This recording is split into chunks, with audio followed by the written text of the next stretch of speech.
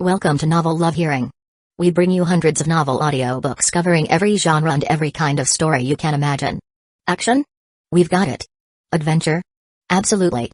Horror? Of course. Whether it's the legendary Uchiha massacre or outrageous tales like stealing Naruto's and Sasuke's women, you'll find it here. From epic series like One Piece, Bleach, Fairy Tail, and Hunter x Hunter, to countless other adventures, our library has it all.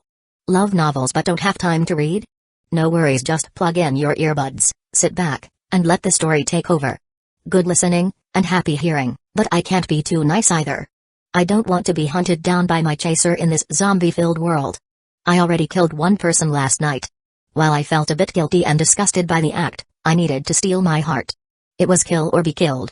And then, the door was kicked open from the outside. 3 police, with the one in the front holding a gun, burst into the room.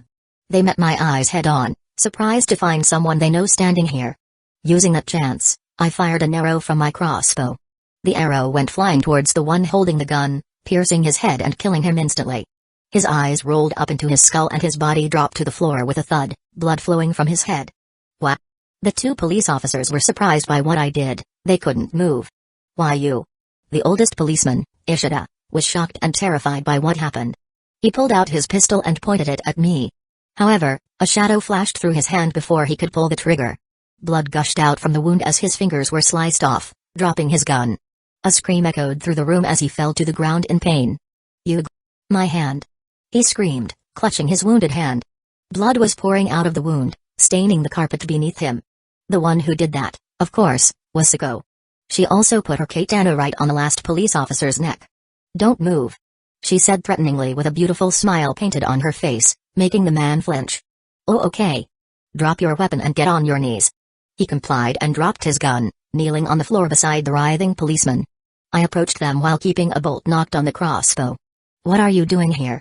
I asked coldly, looking at the injured officer. Don't try to lie. I will know if you are lying, and I won't hesitate to shoot you. He looked at me with fear in his eyes, and then turned his gaze to his friend's corpse on the ground, shivering.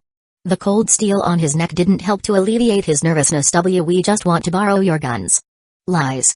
I said emotionlessly, raising the crossbow and aiming at his head. When we met last night, you also demanded my sword, saying it's better for an adult to use it. But then why? Why did you destroy our entrance, create a loud sound, and enter this room by destroying the door? I am sorry, young man, but this is the only way. He stuttered. We plan to escort you to the evacuation point. Enough with the nonsense. I sighed, shaking my head. I pointed at the injured officer. You, speak. Why yes. We came here to steal your guns. He replied, his voice trembling. Chapter 21, Moving Out. Fear was truly the most powerful motivator.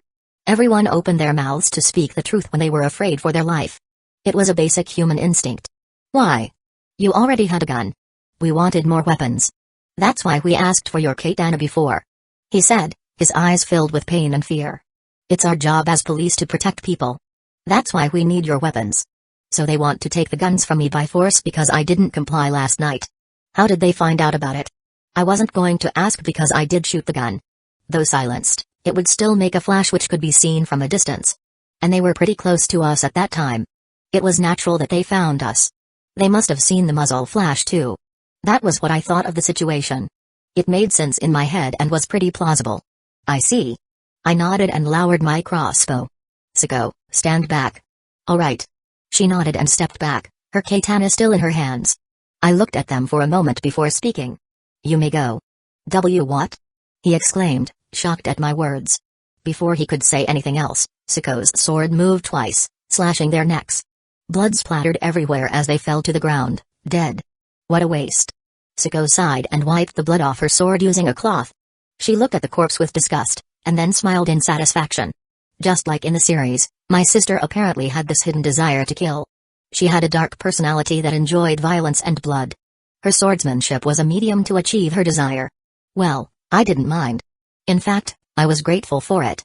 Thanks to her, she made the job easier for me. I stared at the aftermath of our battle. The 3 corpses were lying on the floor in pools of their own blood, their eyes staring lifelessly. It was a gruesome sight, but I felt no remorse. We were in a situation where our own safety was most important above all. Crouching, I pulled the arrow out of the dead man's head and cleaned it with a piece of cloth. It was a bit bent but still useful. And then, I glanced at the closet where Miss Shizuka was hiding before looking at the bloodied floor again. I think we need to clean this first, no? I said with a wry smile. Tsuko nodded in agreement. Cleaning the body wasn't hard. We just had to dump the bodies outside the balcony, letting it land on the street. With so many corpses around the city, this wasn't even a big deal. The bloodied carpet and cloth were also dumped. We couldn't wash them, so this was the best thing to do. Besides, it's not like Miss Rika would return soon. Even if she knew, she would understand our reason. She's a good person. The problem was the sound from earlier, though. Take all the guns, that would be nice sidearms. If they haven't shot anything, there should be 5 bullets inside. I informed Tsuko, we can't let them fall to the wrong hands. Got it. She nodded and did what I said. Miss Shizuka, you can come out now. I said after we were done. She opened the door, coming out of the closet. When she saw the pool of blood in the room, she covered her mouth and gasped. Oh no, the carpet. Rika loved this carpet. It was expensive too. Well, she was still Miss Shizuka for me, alright. It's not the time to think about that. Get dressed for now. We have to leave this instant or the zombie will flood this place. I said, taking the guns I needed and slung them over my shoulders. Ah, right. She nodded. Let me grab some clothes. Afterward, she started dressing herself. We didn't have time to give her privacy, but I had seen more anyway. And she took it in stride too. She didn't mind us seeing her naked body, and started to wear her bra and panties. Then, I handed her the harness to holster the handgun we took from the police officers. We each have one handgun for sidearms. Please use this crossbow to protect yourself. You just need to knock the arrow like this and shoot. I taught her how to use a crossbow and gave her the quiver as well. Oh okay. I will try my best. She nodded, determination in her eyes. That's the spirit. Now, let's get going. We will go with the Humvee, I said and looked at Tsuko, who finished setting everything including the Ithaca shotgun. She nodded and put her hand on the doorknob. We exited slowly, checking our surroundings for any sign of danger. Everything was still the same, no zombies were in sight. However, I could hear some footsteps coming from the streets. Let's get going, I said and led the way to the parking lot. Miss Shizuka ran faster and reached the driver's seat first. She was an experienced driver, after all, so leaving it to her was the best choice. I and Tsuko climbed the rear passenger side, preparing for any eventuality. Let's go, then, Miss Shizuka said, starting the Humvee. The vehicle moved forward, and we left the safe house. Just as we left in a Humvee, the notification I hadn't heard since last night rang. Make your choice. I wondered why it appeared now of all times, but I didn't have much time to think about it. I opened the system and saw the choices. 1. Follow your plan and head to Takagi Estate. Reward, 15 shop points. 2. Go to the evacuation point told by the police because why not? Reward, 25 shop points. 3. Try to find the protagonist. He might be a great help for you. Reward, 50 shop points plus 1 strength. 4. Leave the city and head to the countryside. The zombies probably won't follow you. Reward, 100 shop points plus 1 strength plus 1 dexterity. What was this? This wasn't the same system I knew. All choices were reasonable this time, not even one strange option. It's like the ones giving me choices were a different person. Wait, I shouldn't complain about this. I slapped my face to calm myself down. I had the choice to make. What would I choose? Well, I have planned to meet Takagi and his family, but the third option also seems good. I mean, why not? I pondered. It was tempting. The reward was 35 points more than the first option and a strength stat, so it was worth a shot. I did plan to have a good relationship with the protagonist's group, or at least Takagi-saya, to help with getting closer to Suichiro later. Sis, do you mind taking a detour? I asked Tsuko. She looked at me and smiled. You're the leader, brother. Feel free to make a decision. I nodded and told Miss Shizuka to change direction. Sure, where do you want to go? Miss Shizuka asked, glancing at me through the rearview mirror. For now, go straight from the bridge to Takagi Estate. If you don't know the location it's okay. Takagi Estate is pretty famous around here so I know the way. Miss Shizuka replied with a grin. At times like this, she acted like an adult and made me rely on her. My choice to bring her was the right one. I didn't regret choosing to save her. Chapter 22, Saving People. The Humvee drove fast, but the road was a mess. A lot of cars were parked on the road, making the street congested. Miss Shizuka was able to maneuver the vehicle through the sea of abandoned vehicles and zombies, but it wasn't easy. Sometimes, she had to go to a narrow alley. In these moments, the zombies became a problem. There were too many of them. We had to stop and take care of them before we could continue. Fortunately, Sako and I were pretty proficient with swords. I still used her wooden sword, but with my new strength, I could bash any zombie's head with just a swing. When we were done cleaning, we hopped on the Humvee and continued on our journey. This repeated a few times and we had to stop for a bit to rest. We also ate and drank something to recover our stamina. We almost arrived. Takagi Estate is just 10 minutes away now, Miss Shizuka announced from the driver's seat. I sat on the rear passenger side and looked around. The protagonist and his part was nowhere in sight. If we reached Takagi Estate before meeting them, I would only get 15 shop points, which was a bit of a waste. However, I was kind enough to take a detour to find them. If we didn't meet, then it wasn't our fate to meet now. Let's continue on this route. Alright, let's go. Miss Shizuka nodded and stepped on the gas. As the Humvee sped up, Sako, sitting beside me, suddenly spoke up. Brother, do you hear that? Hear what? I asked. That sound. I don't know, but it sounds like a scream. She replied. My eyes widened. Following that, I opened the window to hear more clearly. Yes, there is definitely a scream coming from afar. It was faint, but it was there. A woman's scream, to be precise. Miss Shizuka, stop for a second, I said and got out from the Humvee. Sako also followed me. Standing in the middle of the street, I tried to listen closely but there was no other voice. I couldn't pinpoint the direction where it came from, but I think it's from over there. Miss Shizuka pointed in a certain direction. Oh, the Takagi estate was on that side. How convenient. I grinned. Let's go. We are going to save someone. I hopped back on the Humvee, followed by Sako. Alright, let's go. Miss Shizuka replied with a big smile and drove the Humvee towards the source of the scream. If the protagonist wasn't at Takagi's place, he might be there. I remembered they were attacked by a horde of infected on their way. Maybe, even when Sako wasn't there with them, they also experienced something similar. After all, they were being hunted by zombies. It was only natural that they were in danger. And as I expected, after a few minutes, I finally saw a group surrounded by the zombie horde. They were back to the corner, with two people holding a bat and a sharp pole trying to keep the zombies away. I recognized them instantly. It was Takashi, Kaga, and two girls. Go. Let's help them. I told Miss Shizuka, drive to the opposite side of where they are to distract the zombie. I will go with Sako to help them straight. Alright. She nodded and stepped on the pedal. The Humvee accelerated and reached the group in a matter of seconds. The car stopped right in front of them, and I quickly got out of the vehicle, brandishing my M1A1. It was time to kill them.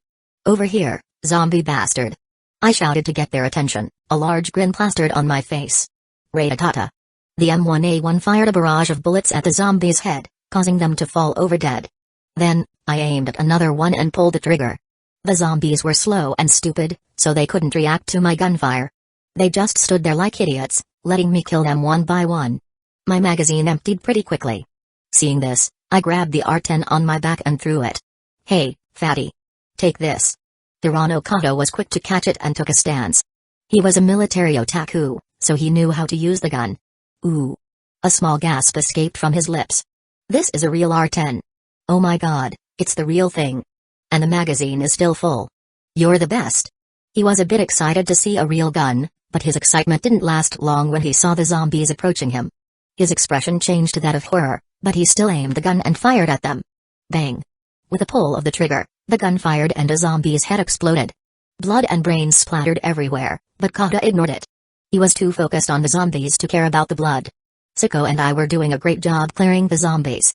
We bashed their heads in, sliced their limbs, or stabbed their forehead. Takashi and Rei also began to help us by hitting the zombies with the blunt weapon they had. After a few minutes of fighting, we finally managed to clear all the zombies. There were still some of them wandering around the area, but they weren't much of a problem. Ding. You have received 50 shop points plus 1 strength. We took a short rest and gathered around a Humvee. Everyone panted heavily except for me and Sako. I only felt slightly tired. Thank you for saving us. Takashi said to me, his eyes widened upon realization. You're the senior on the roof? Busujima, nice to meet you. I said with a smile, this is my sister, Sako. And that's our nurse teacher, Miss Shizuka. Nice to meet you, everyone. Sako greeted with a smile and a small bow. Miss Shizuka only waved her hand at them. Hello, I am Kamuro Takashi. Ooh, Senior Busujima. Nice to meet you. I'm Hirano Kaga. Kaga introduced himself, grinning like a fool. His glasses were a bit dirty, but he didn't seem to mind it at all. He was just happy to see a real gun. Takagi Saya. Nice to meet you. Saya replied simply. She was still wary of us, but her tone was softer than before. Probably because I saved her. Miyamoto Ray. Ray looked a bit uncomfortable upon seeing us. I knew she had some kind of bad relationship with Siko, and me because of what happened in the cafeteria, so I didn't blame her. So she kept her head down. We need to get out of here for now. The Humvee is big enough for all of us as long as there is someone willing to stay on the roof. I said. Oh, senior. Let me return this first. Kata handed the rifle back to me, but I shook my head. Take it. And here are the spare magazines. One of them only has 17 O's, I used them before. Are you sure? Kata asked. I nodded. Of course. I have another rifle as well. It's better if you have something to defend us. Kata's eyes glimmered with happiness as he hugged the R10. Thank you, senior. Grateful for my help, he was very respectful towards me. With this, I got a friend to talk about guns and other military stuff, which would be useful for me. Getting on good terms with him would be beneficial. He is a good gunner, which is rare for civilians. So having him in the group is good because he can cover my back. Afterward, we hopped on the Humvee and told them we were going to Takagi Estate, which surprised Saya. Kato was willing to stay on the rooftop. He wanted to fire the gun again and I had no reason to stop him. Sitting inside, I reloaded my empty magazine and we continued our journey. Chapter 23, Takagi Estate. Takagi Estate was the definition of a mansion. With the young lady, Takagi Saya, with us, we managed to reach the place faster than expected. The estate was a large traditional Western house surrounded by tall walls.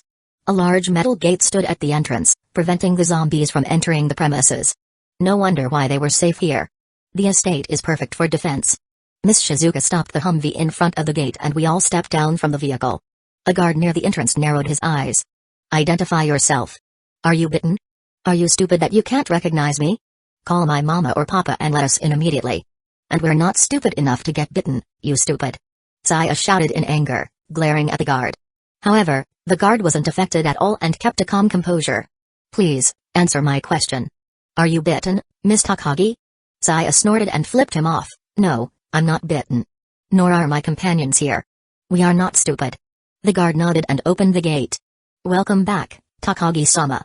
Humphrey. She huffed in annoyance and walked inside the gate, followed by the rest of us. Once inside, we were greeted by some people, guards, and were told something. Please follow us for now for a body check. We can't allow any bitten person inside the house. One of the guards said. I looked at Siko and Miss Shizuka, and then at the protagonist's group, before shrugging my shoulders. It's fine, right? I asked them. They all nodded. Okay, we'll comply.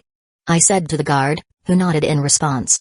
We were escorted to a large room where we were checked one by one, differentiate by genders. The girls were also checked by women to make sure they weren't bitten or scratched. Afterward, the guard guided us to the living room, where a harsh-looking man and beautiful woman, presumably Saya's parents, were waiting for us. Mama. Saya's reaction upon seeing the woman answered all of our questions. Yes, the woman was Saya's mother, Takagi Yuriko. Saya. The woman ran towards her and hugged her daughter tightly.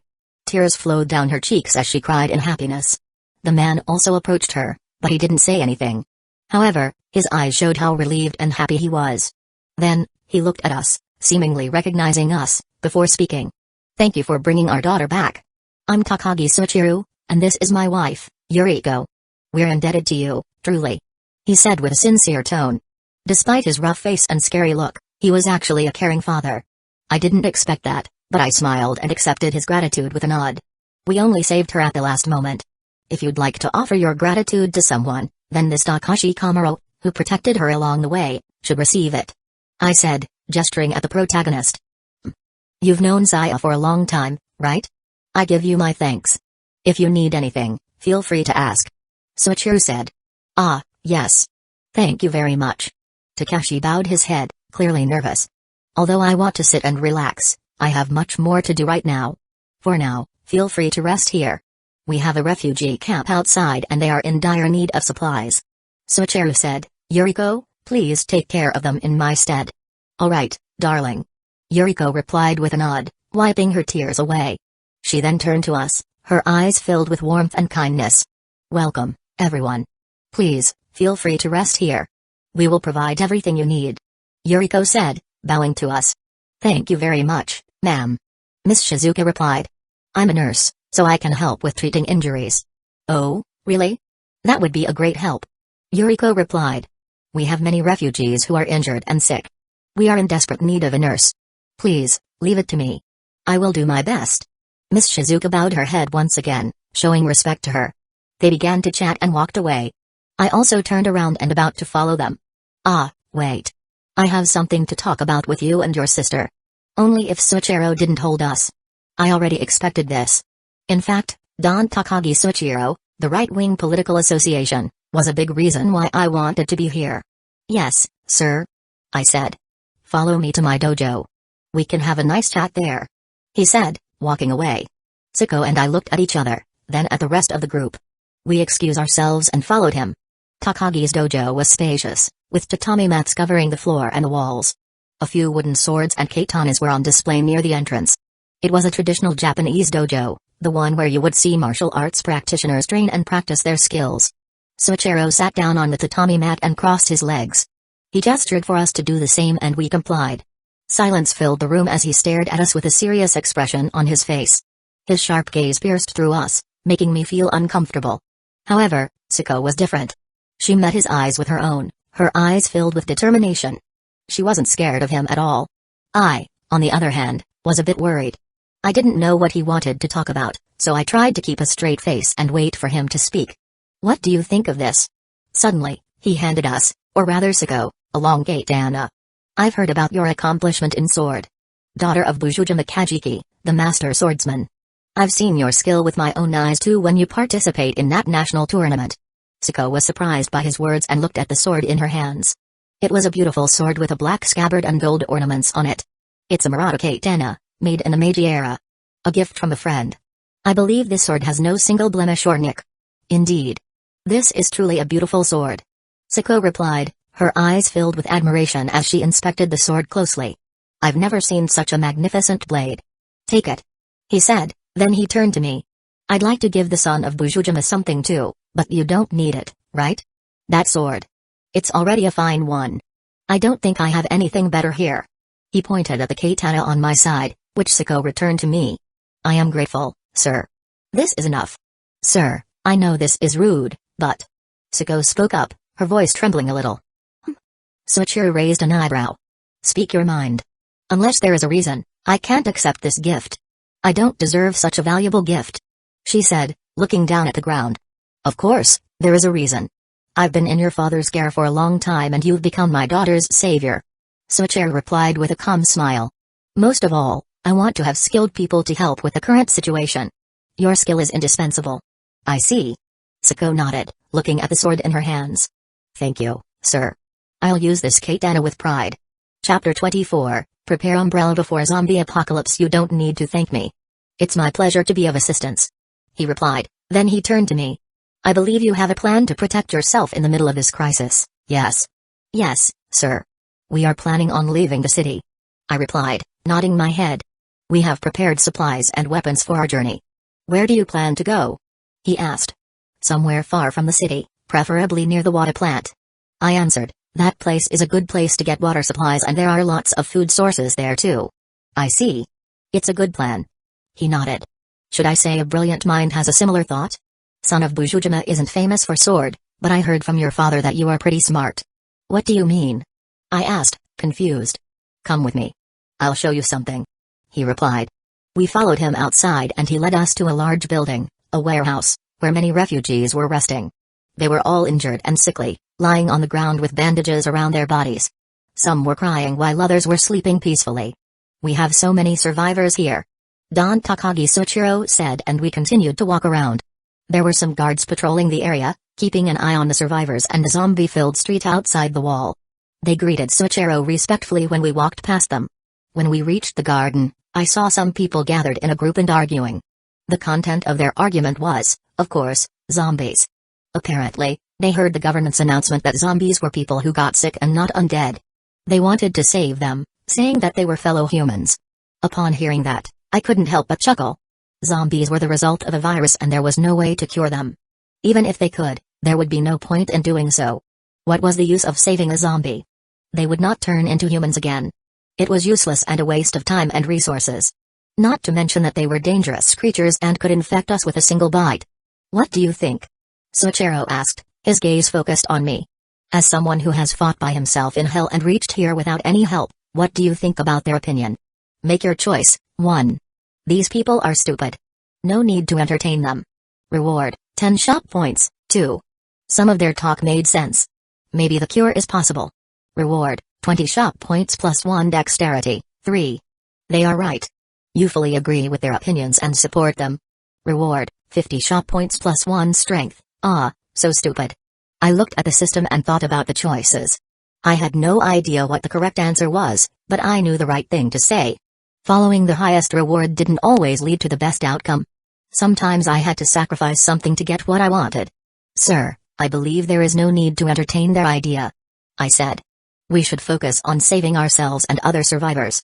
Zombies are dangerous creatures that shouldn't be taken lightly. Stupid people would only invite trouble. What if they got bitten and hid it because they thought it wouldn't become a problem? That could endanger everyone in the group. I wasn't a saint, snipping them out was a mercy. I see. What is the reason? Soichiro asked. Sir, as a politician, you know the current situation better than me. Surely you understand the danger of the zombies, and the fact that humans who couldn't understand that are more dangerous than them. Ding. You have received 10 shop points. My words made him smile. He laughed and patted my shoulder. Right. I'll make sure these idiots won't ruin our plan. He said, we have a plan to scout a new place for our base. A water treatment plant in the mountains. A good place to hide from zombies. It has its own power plant, enough to supply us. Why did he tell us this? I was confused. But then it dawned upon me. So he wants us to join his group? I asked myself. I looked at Siko and she nodded. She had understood my intentions and agreed with them. We will join you in your plan. But we have a condition. I said to Soichiro, looking him in the eye. We want to bring our friends along. She's a nurse, so she would be a great help in case we got injured or sick. Sure, I don't mind. He replied. Besides, I'm not sure how many of them are willing to join our plan. I also plan to invite Saya's friend, Takashi. He's green, but he has the drive. It's a good quality to have in this situation. I understand. In the end, I agreed to his plan. I knew that we couldn't just stay in this place forever, so it would be best to go with the Takagi group. We had nothing to lose and everything to gain. The supply I hid in my house, food and other necessities such as medicine, was enough for us to survive for a month. I wouldn't use them unless I absolutely needed it. It's the only thing I have as my safety net beside the system shop. With the Takagi group, we didn't have to worry about food and water supply, and protection from zombies. All we had to do was cooperate and work together. It was a good deal, I had to say. Anyway, we were given a place to rest inside the mansion. I stayed with Siko while Miss Shizuka helped the refugees with Miss Yoriko. Left alone with no one to disturb us, I sat down on the bed, thinking about the events that had happened so far. Everything went according to plan. I mused, I'm glad I chose to come here. Grinning, I opened the system and checked on the shop. I had quite a few shop points now, 380 points to be exact. Scrolling through it, I found many things that I hadn't managed to find back then. Food, water, medicinal supplies, even the basic necessities such as clothes. However, their price was ridiculously high, ranging from 50 to 250 points. What caught my attention was zombie serum. I clicked on it and the item's details appeared. Zombie serum, 5,000 points, an incomplete research from Umbrella Corporation to cure the zombie.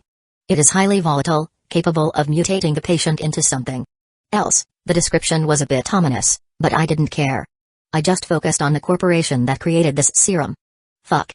A curse escaped my mouth. Chapter 25, doubt cleared. Sitting in the corner, Siko turned at me and frowned. She approached me and sat right next to me, leaning forward worriedly. What's wrong, brother? Nothing. I answered, just thinking about the future. Because we have some time to think calmly, I just realized how fucked our current situation is. With zombies filling the city, we won't survive for long. I lied, but I did have some worries in my mind. Upon reading that certain games cursed company's name in the serum's description, I could only feel dread. What are you worried about? She asked, placing her hand on my shoulder. You know we can always count on each other. She smiled reassuringly. I looked at her, staring at her eyes. I saw trust, faith, and love in her eyes. Our faces slowly got closer and closer until our foreheads touched. Then, our lips met in a kiss. Siko pushed me down, making me fall on my back. She attacked my mouth, her tongue exploring every inch of my mouth. I responded by kissing her back, our tongues entangled and fought for dominance. After a few seconds, we broke apart and Sako stared at me with a lustful look on her face. She was panting heavily, her chest heaving up and down. I licked my lips, tasting her saliva on them. "Brother," she whispered, "stepmother leave you to me. I don't know what father told you about that secret information, but I will always be by your side. No matter what." "Sis," I muttered. She smiled and stood up, fixing her hair and clothes. "Zombies aren't a problem at all, but I'd like it if we can live in peace," she said, "so please, don't make a decision without consulting me. We can think of it together. All right. We're siblings, right? I won't do anything stupid," I said with a grin. She smiled and walked out of the room, leaving me alone.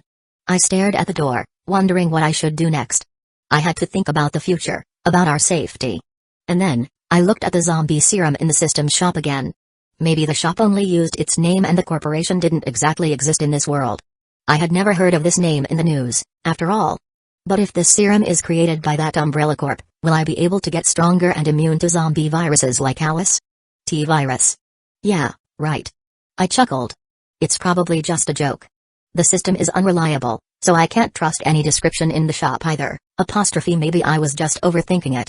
For now, I had to focus on surviving the zombie apocalypse and tomorrow's mission.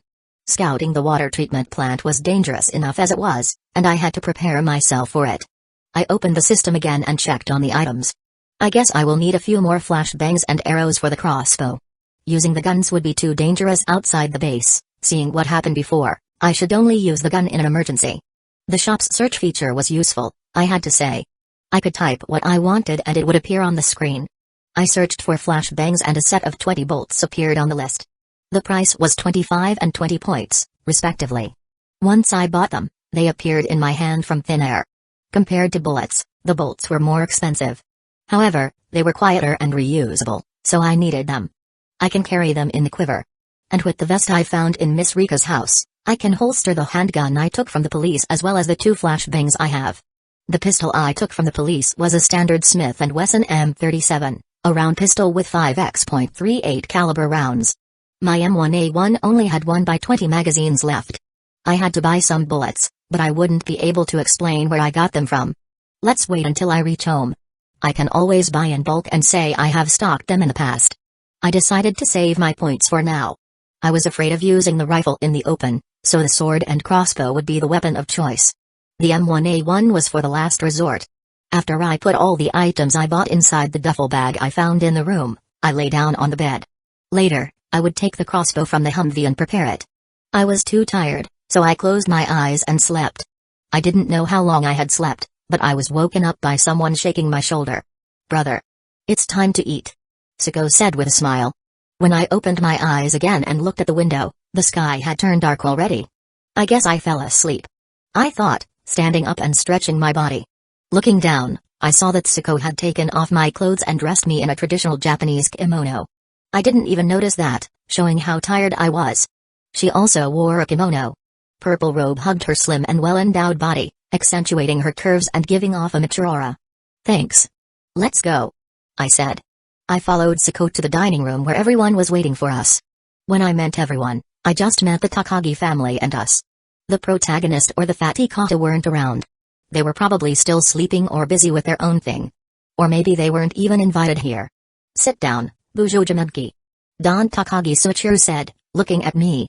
I nodded and sat down beside Sako. "Thank you for your hospitality, sir," I said. "Humphrey.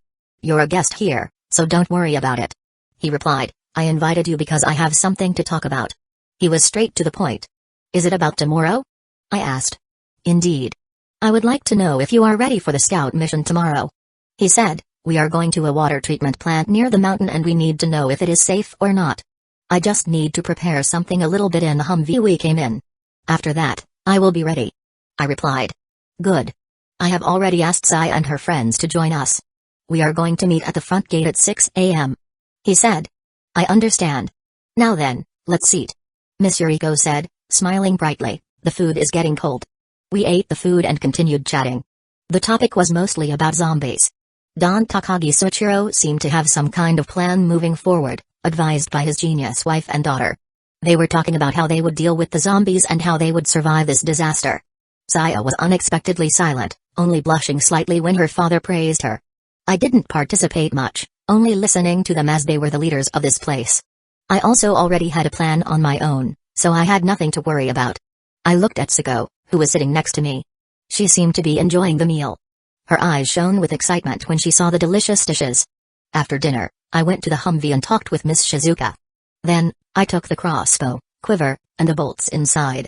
Foo-fa-foo, I will drive so there is no need to worry. This pistol is enough to defend myself. She said so after I apologized for taking back the weapon I gave her. I felt reassured, knowing that she could defend herself. After that, I went back to the mansion. I passed through a few people on my way back. They stared at me, but I ignored them and continued on my way. Chapter 26, Sweat is good. Back in the room, I prepared all the things I needed. The crossbow was set up, the quiver was filled with arrows, and I had the gun holster ready. At that moment, Siko exited the bathroom connected to our room. Steam rose from her body, which was only hidden by a towel wrapped around her. Ah, brother. She blushed and sat down on the bed. It's your turn to take a shower. We have hot water here. It's a luxury nowadays, so we mustn't waste it. Right. I said, staring at her. Her body was glistening with water, giving her an erotic look. Her hair was wet too, making her look like a succubus in front of me. Noticing my gaze, she chuckled and pulled the towel. A seducing movement that left her bare in front of me, her large breasts jiggling as the cloth was removed. Make your choice. 1. I will take a shower now. No need to tempt me. Reward, 10 shop points. 2. Sleep immediately with her. Tomorrow is an important day.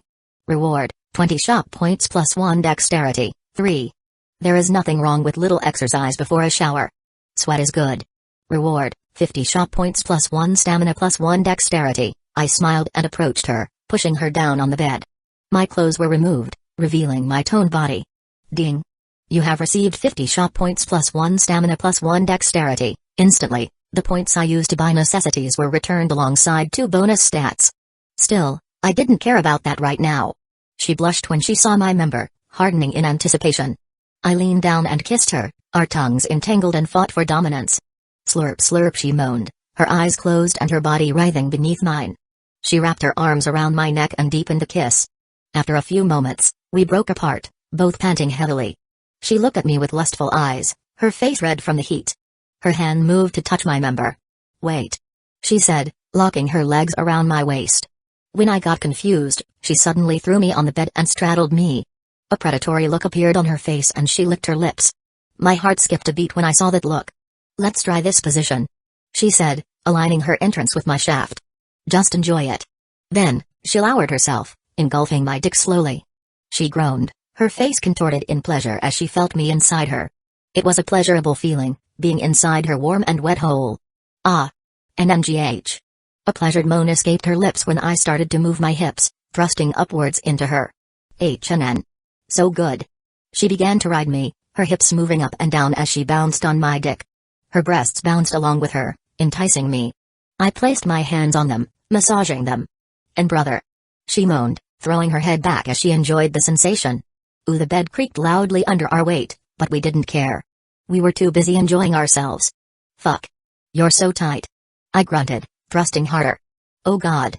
My cock was being squeezed by her tight walls, making it hard for me to last long. However, I didn't want to come yet. I wanted to enjoy this more, so I tried to hold it in. NGH, brother. Kiss me, come while kissing me, she moaned, leaning down. Her breasts were pressed against my chest as I kissed her. Our tongues entwined and danced together, our saliva mixing and flowing into each other's mouths. Shit. Coming. I groaned, thrusting upwards one last time. My dick exploded, filling her pussy with my semen. Her walls tightened even more, milking me dry. HNNN. She screamed, her eyes rolled back as she came. Her juices flowed out of her, mixing with my cum. We stayed in that position for a while, enjoying the afterglow of our orgasm while kissing deeply. Suddenly, a worry crept into my mind as we parted.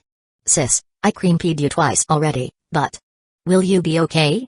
At my sudden yet late question, Siko blinked and then giggled. She leaned down and kissed my cheek. Foo-foo, don't worry. I'm on a pill. I have been on them for a while now. She said, smiling. Miss Shizuka also has plenty of them, so we can enjoy ourselves without any problem. In that case there was nothing to worry about. I grabbed her and pushed her onto the bed. Hiya. She got surprised by my sudden action. Let's continue, I said with a smirk, squeezing her breasts. Her eyes widened, but she didn't resist. Instead, she smiled and wrapped her legs around me. She pulled me closer, pressing her chest against mine. Yes, she replied, her voice filled with lust. Please fuck me harder, how sexy. Morning arrived. Today's mission was very important, so I woke up early and prepared myself.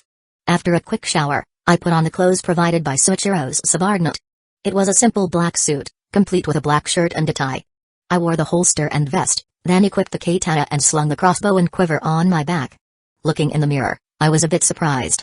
Damn, I look good, I said, swiping my short black hair back. If I had to describe my appearance now, I looked like those agents from the Kingsman movie or special forces in a spy drama. The crossbow, katana, vest, and gun holster made me look cooler. Now I'm a real action movie star. I thought and chuckled, I'm a fucking badass. Suko was currently with the mistress of the house, Yuriko, to finish her preparation. Saya's mother had many easy-to-move clothes and wanted to give my sister some of them. Their body sizes were similar, according to her, so her clothes should fit. Suko was reluctant at first, but she complied after I told her it was alright to accept their kindness. As my sister, her clothes and equipment would be important to survive. A school uniform wouldn't cut it anymore. After finishing my preparation, I walked out of the room and went to the meeting point. Chapter 27, Water Plant. When I arrived, I saw the protagonist and the rest of the gang were already there. Kaga had the R10 I gave him in his hands and a backpack on his back, while Rei and Takashi were wearing their school uniforms. Kaga was the only one who was dressed in proper attire, a military camo jacket, and a tactical vest. Oh, senior. You're here. The fatty greeted me with a big smile on his face. I'm glad you came. We need all the help we can get. Hey. I greeted back. You guys are early. Of course. He said, his eyes sparkling with excitement. We have to be ready for anything, you know. Right. I replied. I looked at the other members of the group and nodded. We chatted for a bit between boys and Saya also joined when she had an opinion. Meanwhile Rei only looked at us, especially at Takashi, silently. She was still wary of me and didn't want to talk. Man, this is awkward. I thought. To think she still holds a grudge about what happened in the cafeteria. How childish. Fortunately, Miss Shizuka was social enough to talk to the girl. I would count on her to break the ice with Rei. A few minutes later, Don Takagi Suichiro arrived. He was dressed in a suit and had a sword in his hand.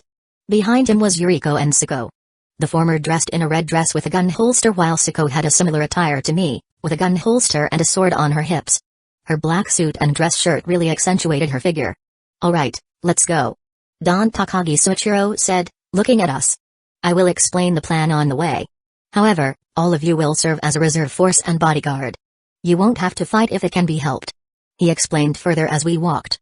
We would go to the water treatment plant and secure the place. If everything went well, we would stay there for a while to secure the place. However, if it wasn't safe, we would leave immediately. We followed him to the parking lot. There were a few vehicles there, including a Humvee and a Jeep, and a group of men waiting for us. They were all dressed in black suits, each holding a sword or gun in their hands. This is a pretty big operation. I thought, maybe this is a good idea. With so many people, it would be easy to secure the place. If we managed to secure the place, we would have a new base and water supply. Let's go. Don Takagi Suichiro said as we entered the cars. And when I jumped into the Humvee, it appeared. Make your choice. 1. Help the operation earnestly. Reward, 10 shop points plus 1 strength. 2. Help the operation with a bit of restraint. Reward, 20 shop points plus 1 agility. 3. Help the operation half-heartedly. Reward, 50 shop points plus 1 dexterity plus 1 stamina. 4. Just screw the plan and have fun with Takagi Yuriko in the mansion. Reward, 200 shop points plus 1 agility plus 1 stamina. I looked at the system, trying to figure out what the correct choice was. I didn't know if helping the operation with all I got was a good idea, but not helping at all was definitely not. So the first and fourth choice was out of the question. As for the other two choices, I don't know how much I should half-heartedly participate. I thought, however, having Suichiro's trust would be beneficial for me. Not many people have influence and resources that rivaled him right now. I could use his connections to get whatever I want. Besides, it wouldn't hurt to help them a little bit. Maybe if I met up with my father and mother overseas, I could ask for their help to get a safe passage. But now, I am in Tokonatsu City, Japan. Without being in a group, survival would be hard even for me. I needed supplies, weapons, and a safe place to hide from zombies. I looked at Suko. She was staring outside the window, a look of worry on her face. I reached out and took her hand, squeezing it reassuringly. She turned to me and smiled, her expression softening. Last night, she told me that she would always be by my side. So my choice is. Let's do our best today, Sako. I said, we're going to secure a new home for everyone. Right. She replied, nodding her head. Afterward, I looked at the system and chose the second option. I would do my best to help the operation. I needed that agility point. We arrived at the water treatment plant after an hour. It was a huge building surrounded by a forest and a fence located on the outskirts of the city, near the mountain. Our journey wasn't a smooth one. Some zombies appeared in a scouted road we used, but we managed to avoid them by driving away. Apparently, Don Takagi had sent an advance party to check the road and clear it of zombies. However, they lost contact just this morning, which was why there were unreported zombies appearing. They are already dead, no? Kata, who rode the Humvee with us, asked. Radio communication is a must in this situation. Kata, what are you? I am sure they are dead. Before Saya finished, I replied with a cold tone, cutting her off. Thinking about how dangerous zombies were, the chance of the advance party to be alive was minuscule. Especially since the radio wasn't answered. We were facing a disaster, so we couldn't sugarcoat everything. If we did that, we would die. Kata gulped and didn't reply. He probably realized how dangerous our situation was now. Afterward, we arrived at the factory and gathered outside the fence. Don Takagi called me and Sako to join the discussion. Listen up, this is our plan. He said, our priority is to look for survivors in the water treatment plant. Most likely, the advance party has already entered and met an unfortunate accident inside. They might have turned into zombies, so be careful. However, if there are survivors, saving them is a priority. He then looked at Sako and me, then at the rest of the gang. The Busujima siblings and Takashi's group will stay outside. We can't risk more lives than necessary. Yes, sir. I replied, nodding. After a short discussion, I relayed the plan to Miss Shizuka and the others. Some looked relieved, including Rei, Saya, and Miss Shizuka, while the boys looked excited. Ha ha, a defensive mission, huh? Don't worry, senior. Your back is safe with me. Kata said, grinning widely as he held the R10 I gave him in his arms. I looked at Takashi. He was quiet, looking at the water treatment plant building with a serious expression on his face. He's probably thinking about the best course of action. Maybe. Anyway, the operation would start in 5 minutes. And hell let loose as the factory gate was opened. Chapter 28, overwhelmed as soon as the operation started, our group was left outside. Don Takagi led his men inside, each holding a sword and a handgun in his hand. 20 men went in, leaving us to guard the factory entrance and the vehicles. We spread around and kept an eye on the surroundings. I stood with Kata near the entrance as we both had long-range weapons. Sako worked with Saya while Takashi with Rei and Miss Shizuka ready in the Humvee in case we had to run. Moving in pairs would ensure our safety. Although we were only guards, zombies could appear at any time, so we had to be on alert. Hey, senior. Kata suddenly called out. I turned to him and raised an eyebrow. What's up? He hesitated for a moment before speaking up. Last night? I meant 2 days ago. He said, looking at the ground. Were you near the bridge by any chance? Well, look at this. Did he realize that Shido was killed not by the police stray bullet but by me? I did also save him too. Kato was a smart kid, so it wasn't weird that he realized it. However, I had no intention to admit I killed someone so openly. So I just smiled, hinting subtly that he was right. Ah. Don't worry, I won't say a thing. He said, scratching the back of his head. I just want to thank you, someone who saved me from the zombie, he. He actually had shot the zombie near me without even grazing me. That someone must be a great shooter. Right? Kaha replied, he must be an awesome guy. Haha, I can't wait to meet him. I laughed and turned away, continuing my watch. The sound from inside the factory was loud enough to make me nervous. There was no shouting or anything, but I could hear gunshots and swords clashing. As a result of that, Kaha, cover me. It seems they are here. Zombies from the surrounding area got attracted by the sound and started to move to the factory. They were slowly walking, but they would be here soon. And there were many of them. Yes, sir. Kaha said. I took a deep breath and unsheathed my sword. The crossbow would be used for emergency, to help someone far from me. Besides, I wanted to test my current ability. Name, Busujima strength, 16, agility, 15, stamina, 19, dexterity, 14 skills, Busujima swordsmanship, intermediate, marksmanship, intermediate, shot points, 385p, My status had grown immensely thanks to the system. Although my dexterity and agility was lower than the others, it was still a few points more than when the apocalypse started. For starters, I took an ice stone that fit on my hand from the floor and threw it to a nearby zombie. It flew and hit the zombie's head with a loud crack, making it fall down. Still need more power. I can't kill them with my bare hands alone. I took another stone and threw it again, but this time it missed. The stone hit the zombie's chest instead of its head, creating a nasty bent and gushing pus. Ugh! Kata groaned at the sight. Ignoring him, I took another stone and threw it again. This time it hit the target, a zombie with long, black hair and torn school uniform, in the head. She dropped to the ground, unmoving. My aim and strength is pretty good. A professional athlete level, I think? I mused. Anyway, I should focus on killing the zombies now. As I continued to throw stones, I saw Sako and Takashi group also dealt with the zombies coming their way. We were only 30 to 50 meters apart from each other, so we could help if someone needed it. Takashi, careful. There is one coming from behind you. Rei shouted. She dashed forward and stabbed the zombie in the head with her sharpened pole. Takashi turned around and swung his baseball bat, knocking the zombie's head off its body. Thanks, Rei. He said, smiling. Rei blushed and looked away. No problem. Sako and Saya were fighting side by side. Sako used her sword to slice off heads of the zombies while Saya shot them with a submachine gun she got from Yuriko. As a result, many zombies approached them. I saw a zombie coming from the side of their fight, sneaking through the trees, and raised my crossbow. I aimed at the head and fired. The bolt shot out and hit the zombie in the forehead. Kaya! Saya screamed in surprise when the zombie dropped right in front of her, a bolt sticking out of its forehead. Thank you, Gi. Sako said, smiling at me. That was a great shot. I smiled back and decided to help them. Kata, go to the Humvee and cover Miss Shizuka. I will go and help Sako near the entrance. Got it. After giving instruction to him, I dashed to the two girls. The zombies here weren't much, but they overwhelmed the girls. There was a chance they would get injured or worse, bitten. Here. I arrived and swung my sword at the nearest zombie. It slashed its neck, decapitating it. I then moved on to the next one and did the same. Brother. Sako called out to me and we fought together, protecting Saya who was busy shooting the zombies with her submachine gun. Reihara. Damn. I hate this. Saya yelled out as she reloaded her gun, there are so many of them. Just stay calm, Takagi. Focus on shooting them. I replied as I sliced a zombie in half. Right. Right. She said, aiming at the next zombie. Die. Stupid zombie. She fired her gun and hit the zombie in the chest, but not in the head. Without proper gun training, all she could do was aim and shoot.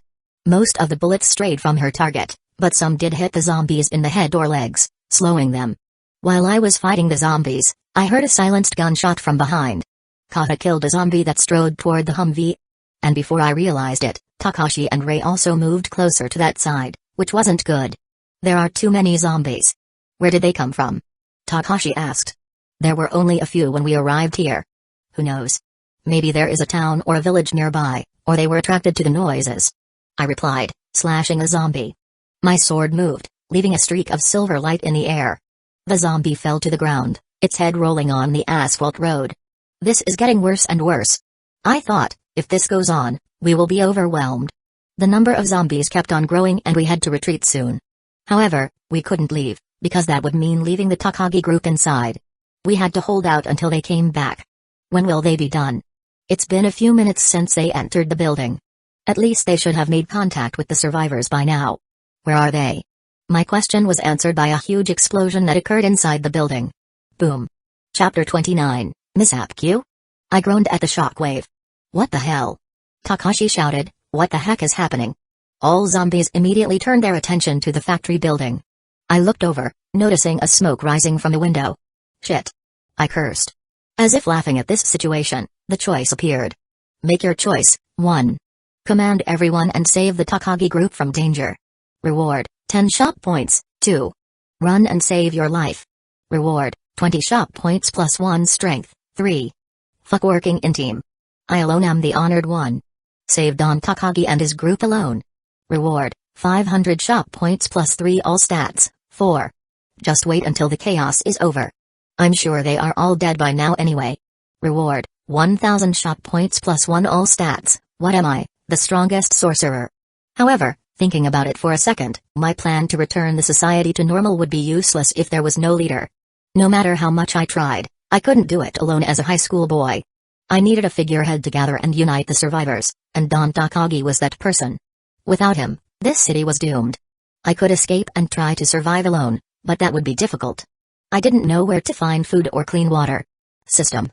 How could I rely on such an unreliable one? Papa. Saya's scream snapped me from my thoughts. She ran inside the building, but was stopped by Sako. It's too dangerous. Sako reasoned with her, holding her arms. But Papa is inside. I can't leave him to die. She yelled, trying to break free. The Takagi family was important, but they weren't my only choice. I could survive alone and find a way to get out of this city, maybe even leave Japan. But then I remembered Sako, and how she told me she would follow me wherever I go. Aw shit. I don't want to burden her with another plan, so this is the best choice I can choose. Everyone, go into the Humvee and leave immediately. I shouted. Everyone looked at me in confusion.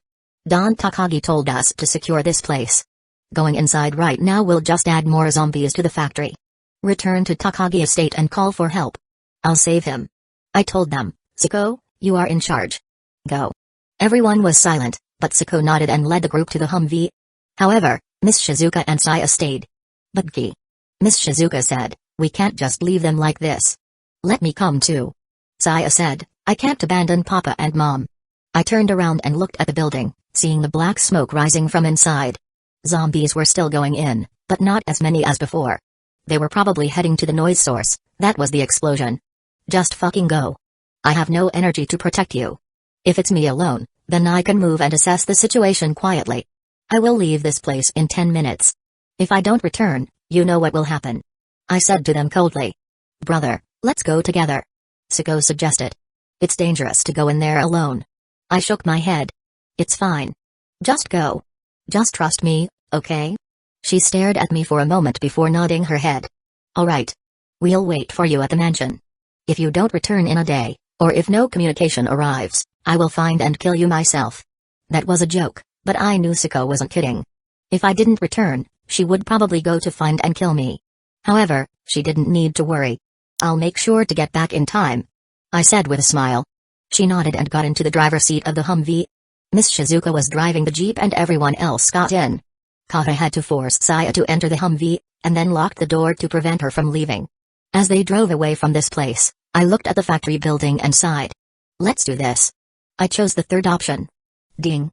You have received 500 shop points plus 3 all stats. Congratulations, you have become the honored one. This unreliable system still had time to joke around like this. Still, thanks to it, I managed to calm down and think carefully. Some zombies lingered near the entrance, so I popped one flashbang and threw it to the ground, catching their attention. Flash. Hua. Attracted by the loud sound, the zombies turned and walked to the flashbang. While they were distracted, I dashed to the entrance. I should check the first floor first. I decided, if I'm lucky, they should still be around there, or near the explosion source.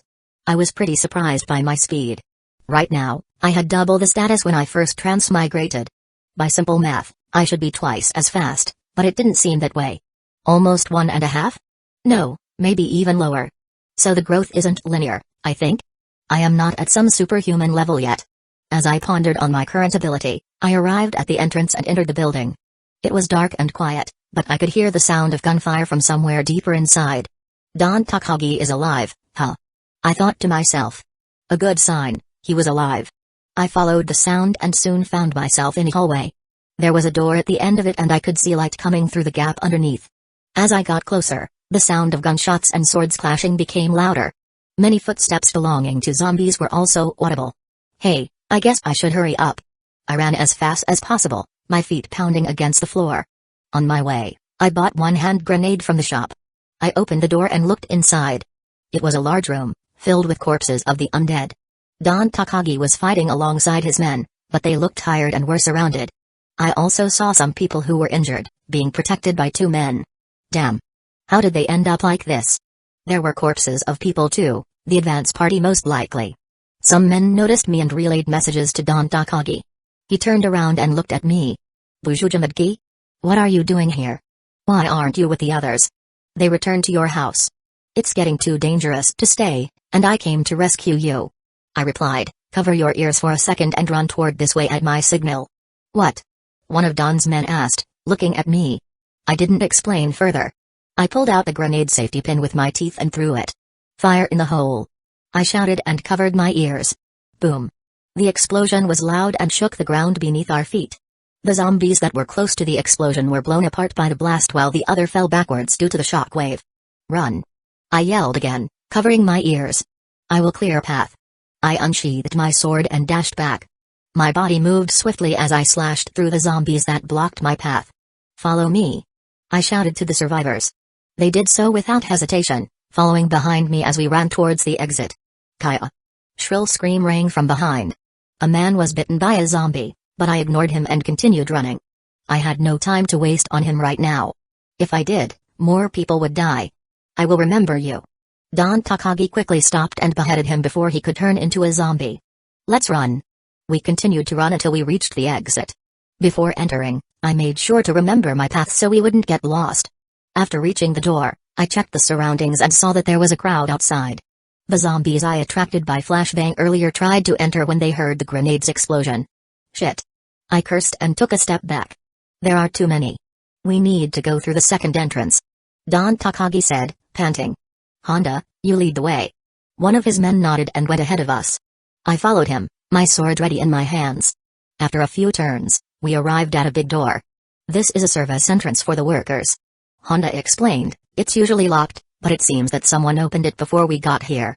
We can leave through this door. Don Takagi nodded and gestured for us to go in. I followed behind Honda, but was surprised when I saw a zombie crawling on the floor suddenly leap toward him. Watch out. I shouted and slashed at the zombie's head with my sword. I then turned around and kicked another one in the stomach, sending it flying backward. Keep running. The group of men ran past me and left through the door. We were still followed by zombies, but they weren't that fast. Busujima, let's go. Don Takagi called out to me. Yeah. Pulling the pin from my last flashbang, I threw it behind me and quickly followed them. They prepared the vehicles quickly and started the engine. At the same time, the flashbang exploded, creating a louder sound that attracted all zombies to it. I got into the backseat of a car where Don Takagi and two others were waiting for me. It was Honda who was driving. Honda, take us back to my house. Don Takagi ordered. Everyone else, follow us. Yes, sir. Honda replied. I looked at the other people in the car. There was a woman and a man who looked like an employee of the water treatment plant. I wondered how they could survive this long, but now wasn't the time to ask questions. We needed to leave this place before the horde of zombies caught up to us. And as the vehicle began moving, I saw something in the corner of my eyes. A figure resembling a dog was running on all fours among the zombies, trying to follow our cars. However, it was too late. We already left the factory, leaving the weird zombie behind. Don Takagi spoke up, thank you for saving us. We owe you our lives. If there is anything I can do to repay this debt, just say so. Please save your thanks for later, sir. I said, smiling, let's return to the mansion and rest first. I already got my payment from the system, but this was also a good opportunity to get closer to the influential Don. I had a few things in mind. For now, I want to rest. It's so exhausting. Chapter 30, Change of plan is necessary. Our return to the mansion was uneventful. However, the group's morale was low because of the death and injuries that happened to the advance party. Everyone looked exhausted and tired, so we didn't speak much on the trip. The Takagi mansion was the same as always. I was expecting a horde of zombies to surround the mansion, but it seems like my worries were unnecessary. I did see some fresh zombie corpses lingering around with slash wounds, so I guess the guards or Sicko killed them before they got too close.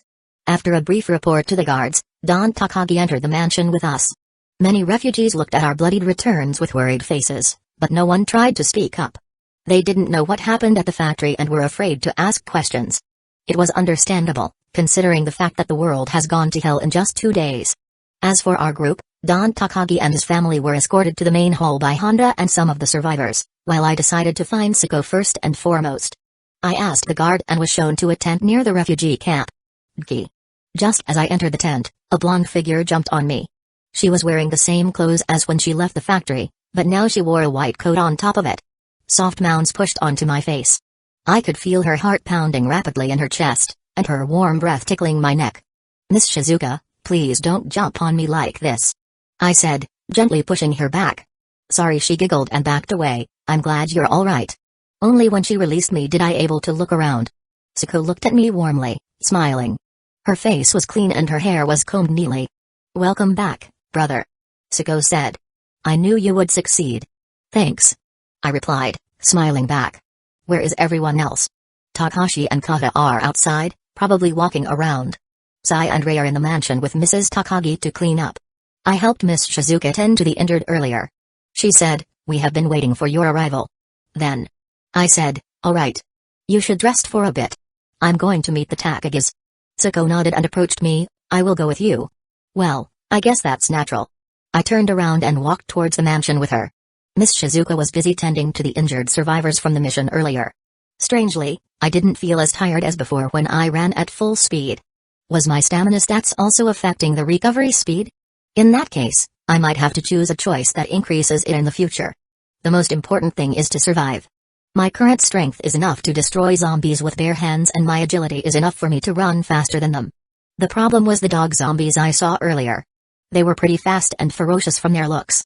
They can be a problem in the future. I better keep an eye out for those creatures. Anyway, Suko and I walked through the hallways of the mansion until we reached the main hall. The door was wide open and there were people gathered inside. Sai and her mother, Yuriko, were sitting on the couch with Don Takagi. Meanwhile, Honda and the others were standing nearby. They all looked tense and worried. Did we arrive at a bad time? Before I could excuse myself with Suko to avoid some troublesome stuff, Don Takagi called out to me when he noticed my presence. "Busujima, we need to talk about the future." "All right," I replied and stepped forward, standing beside the Don. He gestured for me to sit on the chair next to him, which I did. Suko sat next to me as if it's natural. "I have been thinking," Don Takagi said, "I have been thinking about how to save the world. However, this is something bigger than us, bigger than our country or even our continent. This is a global issue." He looked at me seriously.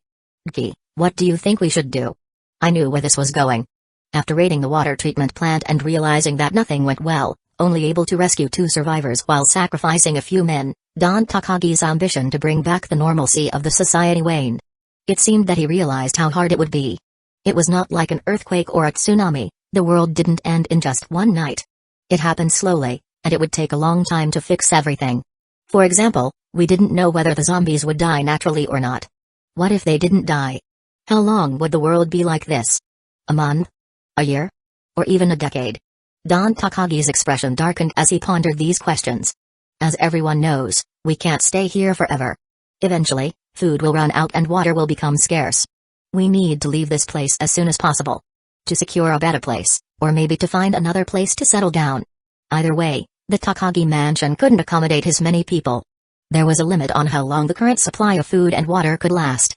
Preferably we could find countryside that allowed us to be self-sufficient with our food and water. I also thought of that while preparing for the apocalypse, but I realized it was impossible for a high school boy to do everything. In Japan, the legal age of 20 kept me from trying to borrow money or buy property without my guardian's approval. Hence, I spent all my money to stock food, medicine, tools that could help me in the long run and hid them in our house's cellar. No one would be able to find it except me and my sister. I won't share these stocks with anyone, I thought. So I needed a base to store them safely. Only then, I would reveal my trump card. Fortunately, the Takagis had a plan. As you all know, we are planning to move to the countryside. We have a villa there, and it is a perfect place to stay for a while. Don Takagi continued, however, it would take time to get ready. And we won't be able to bring everyone. I will follow your decision, sir. A man wearing white shirt said, bowing deeply. I recognized him as Yoshioka, Don Takagi Suichiro's loyal subordinate. He had followed the Don since the beginning and was a member of Politican's entourage. Yoshioka and Honda were the ones who survived in the water treatment factory's incident. They had sworn their allegiance to Don Takagi, and would follow his order no matter what. Yes, I am grateful for your loyalty. Don Takagi nodded and looked at me. What about you, Gi? I thought about the offer and Suko's well-being. Based on my research prior to the apocalypse, the nearest countryside was in Higashiyama district. It was a forested area surrounded by the mountains and rivers. It had a small town, but it was mainly known for its natural beauty. If we went there, we could live in peace. Yes, it would be ideal to live there. Normally, I would stay in the city to try and survive, but this world wasn't normal. I needed to adapt and change my plan. However, there was a problem. The zombified animals. Right. In the countryside, Animals could be infected by the zombie virus and turn into zombies. That was a huge issue, but I didn't know how much threat they posed. What to do? I thought to myself, should I risk it? I looked at Sako, then at Don Takagi. They would be useful in the long run. Their influence and connection to the government could help us survive this crisis. If it's really bad, I can always run away with Sako. I concluded. That's a good decision. I said to Don Takagi. I will join you. Don Takagi smiled at me. I'm glad you agree. You and your sister will be welcome. Now, we need to decide who else to take with us. Of course. I replied, smiling back at him. You're not the only one who's happy about this arrangement, old man. Chapter 31, Healing Loneliness. Now, I had a solid plan. If everything went according to plan, I would be safe and sound within the safety of Takagi's villa. I could also build my own army with the help of Don Takagi. As long as I appear loyal to him, he will support me. Afterward, we talked about the plan and who would come along. We decided that we would leave in 3 days, giving us enough time to gather supplies and prepare ourselves. Using these 3 days efficiently would be important, as I wanted to increase the survival chance of my group, Sako and Miss Shizuka. And I wanted to use this chance to strengthen myself and my sister. With enough stats point, I would be able to defeat zombies easily. To do that. Sis, do you want to accompany me for a walk outside? I am thinking of visiting the mall used for the evacuation shelter. When we returned to our room, I told Sako that. Sako looked at me, then nodded. Of course. It's dangerous to go alone. Night had arrived already, so we decided to rest. Sako was too tired and slept early. As for me, make your choice. 1. Night is still young. Attack your sister while she's sleeping. Reward, 50 shop points. 2. Fresh air seems good. Walk outside and go to a refugee camp and get a random girl while you're at it. Reward, 100 shop points plus 1 agility. 3. You can't forget the nurse's soft and bouncy tits. She's also lonely, so a quickie won't hurt, right? Reward, 150 shop points plus 1 agility. 4. Why don't you take a break? Spending time with Takagi Saya sounds lovely. Reward, 2 stamina. I really need to talk with the system's creator. What kind of system would give me a choice late at night like this? Anyway, I did plan to talk with Miss Shizuka, so I chose the third option and left Sako alone in the room. I didn't want to disturb her sleep, and I knew she wouldn't mind. Besides, I needed to find someone to vent my lust. All these pent-up frustrations were driving me insane. I walked around the mansion, searching for the room where the nurse stayed. Fortunately, I didn't have to look long because I found her sitting on a bench outside the building, sighing. Hey, I said, approaching her. Are you all right? Hearing me, she looked up and smiled widely, seemingly hiding her tiredness and loneliness. Yes. I was just resting. She replied with a smile. Why did you come here, Dki? Do you want to chat with me? Actually. I scratched my head, trying to find an excuse. I wanted to talk to you about something. Oh? What is it? You're always welcome to ask me anything, she said, leaning forward, exposing her cleavage.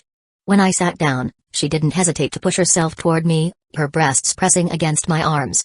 I could feel her heart beating fast through the thin layer of clothes between us. I couldn't help but stare at those two mounds. My cock stirred in excitement, and I felt my pants tightening as blood flowed downwards. Okay, I am not a saint. Even a normal guy can't resist that. Dki? She smiled mischievously as she saw me staring at her chest. Do you like my boobs? Foo-fa-foo, I know you're always looking at them. She then stood up and sat on my lap. Her warm body pressed against mine, and I could smell the sweet scent of her perfume. Leaning toward me, she suddenly kissed me. Our lips met, and our tongues danced together. Her hands roamed around my body, touching my muscles and skin. She pulled back after a few moments, panting heavily. Dki, let's do it now. I'm so horny. She purred seductively. I need your dick inside me, filling me up completely. Not saying anything, I grabbed her waist and picked her up, carrying her to a nearby tree. We were hidden by foliage and shadows, but we weren't afraid of getting caught. Miss Shizuka moaned softly when my fingers slipped into her panties and touched her clit. She rubbed herself against my finger eagerly, wanting more stimulation. As I continued to play with her pussy, she grinded her hips against my hand harder and faster. Miss Shizuka breathed out hotly, her eyes glazed over with desire. Night hit our deed, but not the voice. She tried her best not to get too loud, but it was difficult to contain oneself from making sounds during sex. I moved my fingers deeper inside her and stroked her G-spot repeatedly until she finally climaxed, squirting all over my palm and wrist. As I withdrew my hand, Her juices trickled down my forearm and dripped onto the ground below. "Look at this." I grinned widely. "How dirty." Miss Shizuka blushed slightly, biting her lower lip, and covered her mouth with her sleeve. Then, without warning, she fell on her knees and unzipped my jeans, taking out my erection. She cooed adoringly at the sight before kissing the tip of my cock lovingly, tasting the precum oozing from its slit. Without any hesitation, she wrapped both hands around it and started jerking me off while licking its tip. Her saliva mixed with precum soon coated my entire shaft, making it slick and easier to handle. Ugh! The pleasure was overwhelming. I groaned and thrust my hips upward instinctively, forcing more of myself into her mouth. She accepted my action willingly and swallowed the whole thing easily, deep-throating me like a pro. "HMMF," she moaned lewdly around my length as she sucked on me eagerly. Her lips stretched wide as she worked on swallowing every inch of me, her throat contracting rhythmically as she bobbed her head up and down my pole. Every time she came back up, she paused briefly to breathe and lick clean the mess she made of my crotch before continuing to work again. Eventually, her efforts paid off, my balls tensed up and I gripped tightly onto her hair, holding her still. Then, with one final, powerful push, I shot thick ropes of semen straight down into her stomach. I released her head afterward, but she remained kneeling before me, gasping for air as cum leaked out of the corners of her mouth. After recovering, she smiled happily, showing me the amount of jizz she held in her mouth. "Foo-foo, it tastes delicious," she said mischievously before gulping it all down at once. "Your cock feels amazing, Dki." Seeing her eager face, my limp penis quickly got erected again. As if understanding what I wanted, Miss Shizuka turned around, putting her hands on the tree and raised her wet pussy toward me. "Fuck me now," she said with a sexy voice. "I need it bad."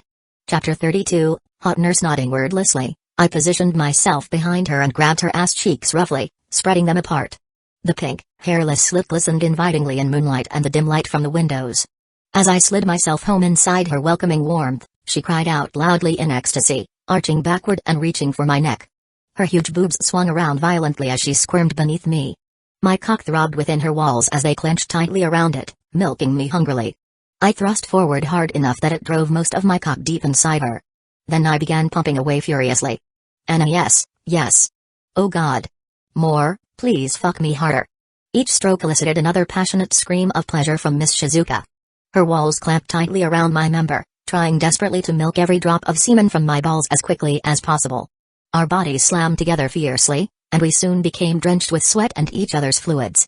Flesh slapping against flesh resounded throughout the otherwise quiet forest as we rutted against one another. The nurse's large breasts bounced wildly as I fucked her from behind.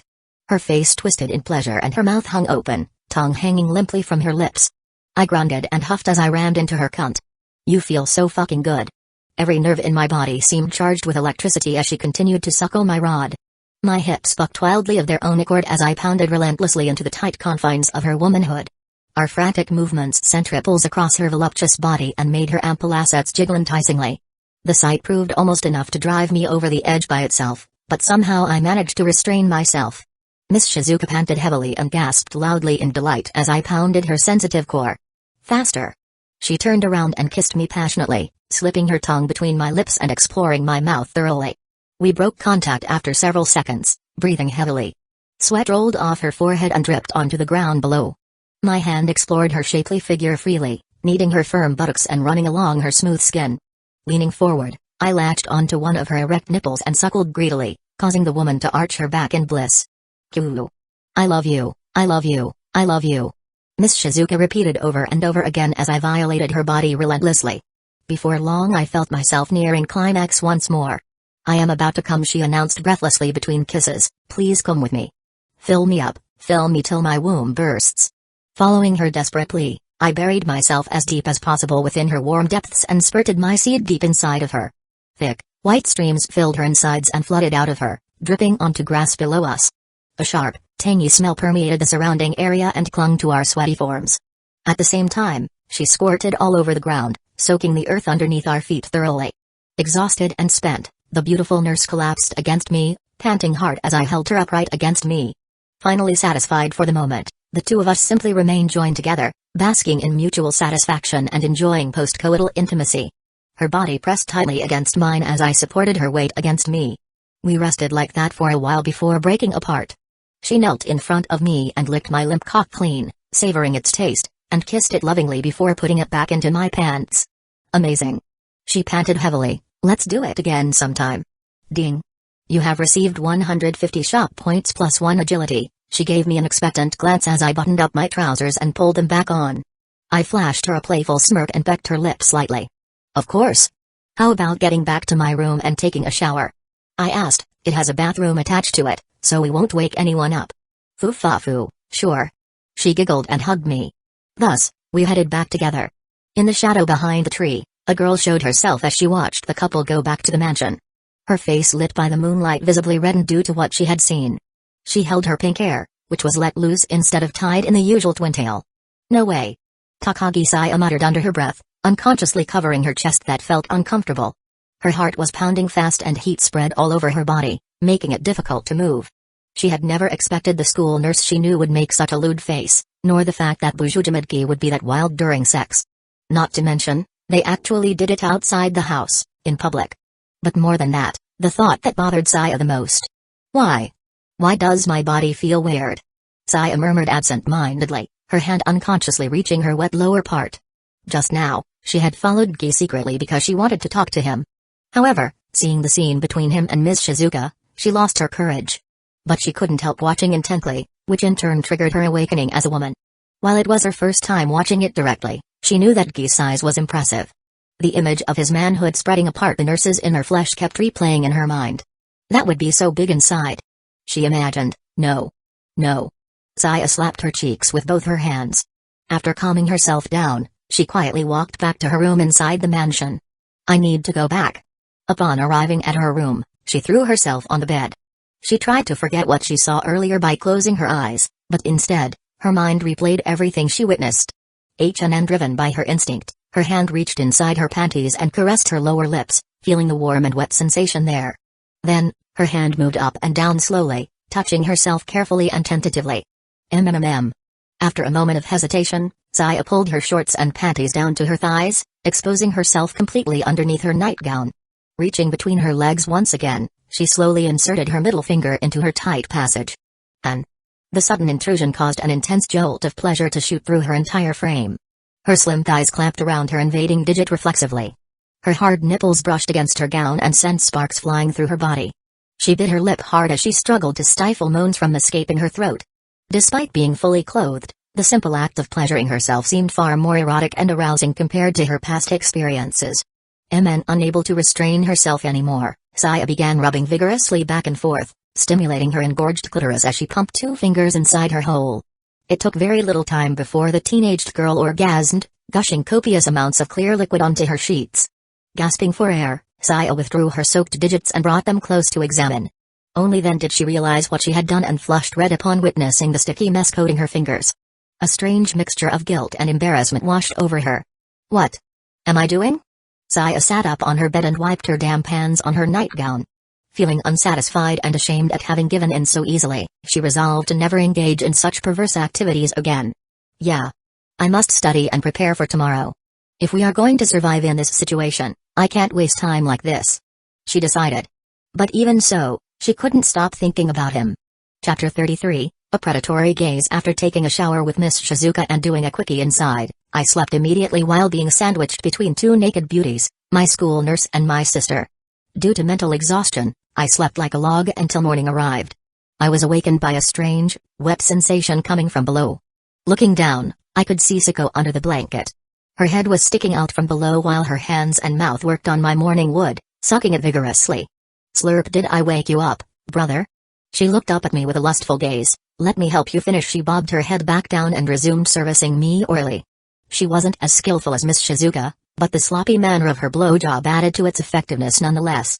The sight of her beautiful visage covered in strands of saliva turned me on immensely. Before long, I felt that familiar rush of blood coursing through my veins. My balls tensed and I held her head firmly as I shot my load directly into her welcoming throat. Greedily gulping down every spurt, she continued sucking me off until she drank everything dry. Gulping sound came from her, and she licked her lips after pulling away my still stiff erection, leaving trails of sticky fluid clinging to her chin and cheeks. She cleaned her face with a tissue afterward and then smiled tenderly. Good morning, brother, she whispered lovingly into my ear before turning around. I noticed that Miss Shizuka had woken up too, perhaps because of Siko's activity. She stared at me with a satisfied expression plastered all over her pretty features. Foo, you're so energetic in the morning. What are you saying, Miss Shizuka? Weren't you the energetic one? Going 3 rounds without me last night was unexpected. Sako retorted playfully, making Miss Shizuka blush. I grinned sheepishly at the sight of the 2 girls bickering. They were already comfortable enough around each other to start teasing. The sight of their naked bodies drew my attention next. Their magnificent curves and flawless complexions captivated me completely. They truly were goddesses descended upon mortals such as myself. Unfortunately, I didn't have time to indulge in my fantasy life. Remembering my plan, I coughed and stopped them. Miss Shizuka, I plan to go to the mall with Sako today. What will you do? If possible, I wanted her to stay. Having more people to watch would increase the chance of getting bitten. I am not sure. The beautiful teacher scratched her cheek. Maybe I will stay here. There are so many patients I need to treat. Okay then. I nodded at her and handed her my flip phone. Please hold on to this. Even if the signal is gone, I want you to keep this so it doesn't get destroyed. There is also a chance that Miss Rika would send a message if we somehow get a signal. Just in case. From what I remembered, the phone's signal would return before the electromagnetic pulse blast occurred. I forgot the details, but Miss Shizuka talked with Miss Rika using Takashi's phone back then. If somehow the signal also returns, please contact Miss Rika and ask for her location. We can probably meet up with her if possible. Gee. Miss Shizuka looked at me with tears welling up in her eyes. Yes. As expected, she felt lonely and worried about her friend. Last night, she looked so down when sitting on that bench. If I didn't meet her, she would probably break down crying. Fortunately, I helped ease her loneliness. We got dressed soon after. I put my clothes back on alongside our weapons. After getting dressed, Miss Shizuka asked for a kiss, so I obliged. Our tongues entwined passionately before breaking apart reluctantly. Sako immediately sealed my mouth with her luscious lips, stealing my breath away for quite some time. When we parted, a strain of saliva connected between our mouths. She smiled cutely at me. With Miss Shizuka staying, only me and my sister went outside. As we walked towards the mansion's exit gate, I met Takashi. He was talking with Rei and the other 2. They also seemed to plan to leave the mansion. Takashi, are you going out? I asked as I approached them. Ah, Senior Busujima? Takashi looked at me with a serious face. Yes. Actually, we wanted to visit our parents. To check whether they are alive or not. I see. I hummed, looking at the others. Kaha nodded at me while Rei looked as indifferent as usual. However, the strangest reaction unexpectedly came from Saya. She kept staring at me since the start, and her face got redder each second. At the same time, I could see how she intentionally avoided eye contact and fiddled with her skirt hem. Are you going to? I asked, curious as to why Saya joined them. She was already home, so why would she risk danger like that? Yes. She said weakly, avoiding my eyes. I know how much Kamaro wants to save his parents. He is my childhood friend and he has helped me many times, so I will help him in return. I smirked, amused by the reason. It might only be an excuse for her. Probably she just wanted to be beside Takashi. Saya glared at me, probably sensing what I was thinking. She's cute. I thought, and her reaction is amusing. Maybe I should tease her from time to time. That kind of person would certainly react amusingly if teased. Putting those thoughts aside, I decided to give advice. These children needed to prepare before venturing out there, and I was sure Don Takagi wouldn't approve of Saya risking herself like this. Don't take the shortest route there. Use alternative routes or use different methods of transportation. Also, keep a lookout on your surroundings. Don't trust anyone blindly and assume that they could be infected.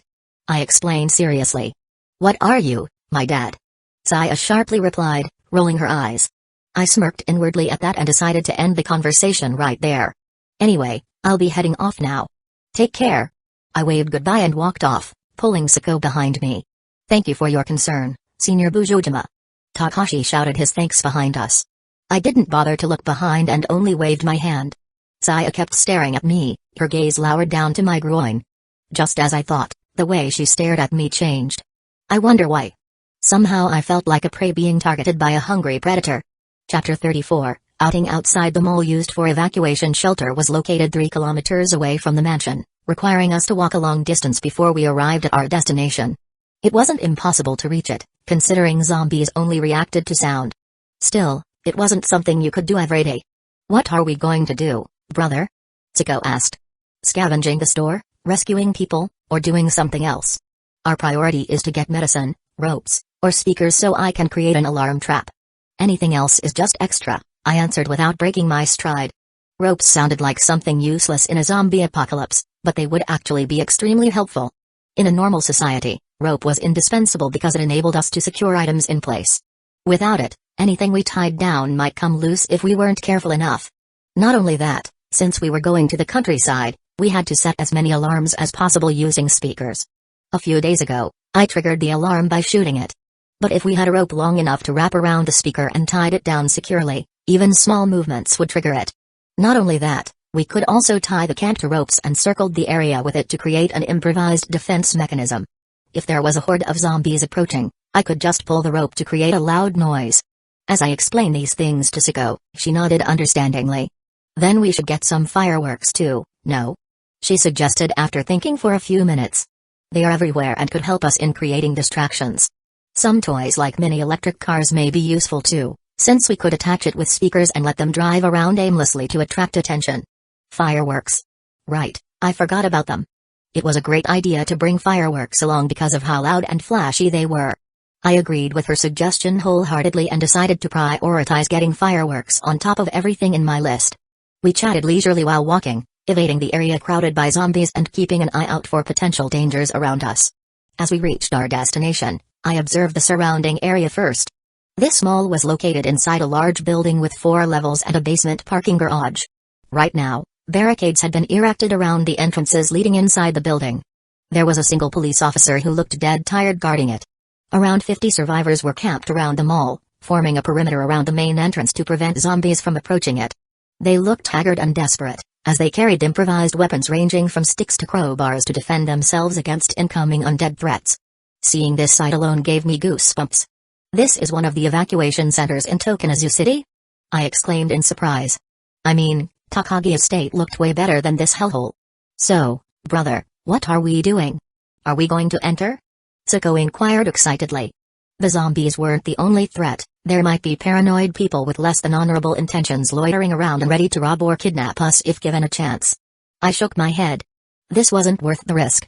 Initially, I thought of going inside and acting friendly with survivors, but the problem would arise soon enough if the evacuation center looked like this. Instead of being friendly, all they would do upon seeing our weapons would be attacking us. Nothing was scarier than paranoid people. They would think we didn't have the guts to shoot or hurt them and thus try to take advantage of us. Once we were surrounded by a mob of survivors, we wouldn't be able to fight back at all. Our movement became limited and thus created weakness in our formation, giving chances for people to disarm us without even needing guns or blades.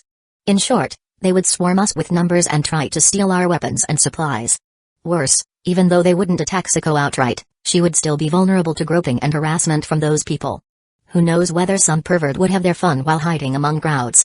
This is hell. Once I saw this situation, I decided to abandon any hope towards the rescue team sent by the Japan Self-Defense Force to evacuate survivors. I mean, these guys barely survived as they are.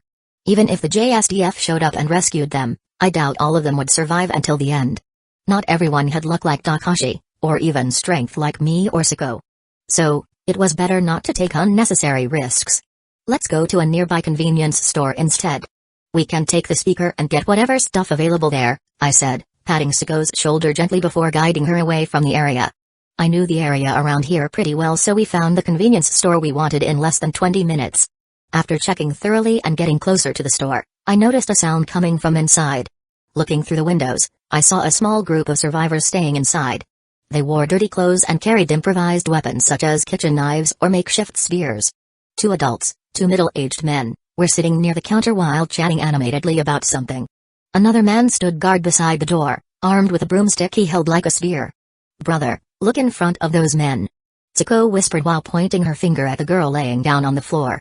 I observed carefully and indeed, the girl, who was surprisingly wearing a police outfit, laid unconscious and curled up into balls next to the men. Based on her clothes, the men probably hadn't done anything bad to her.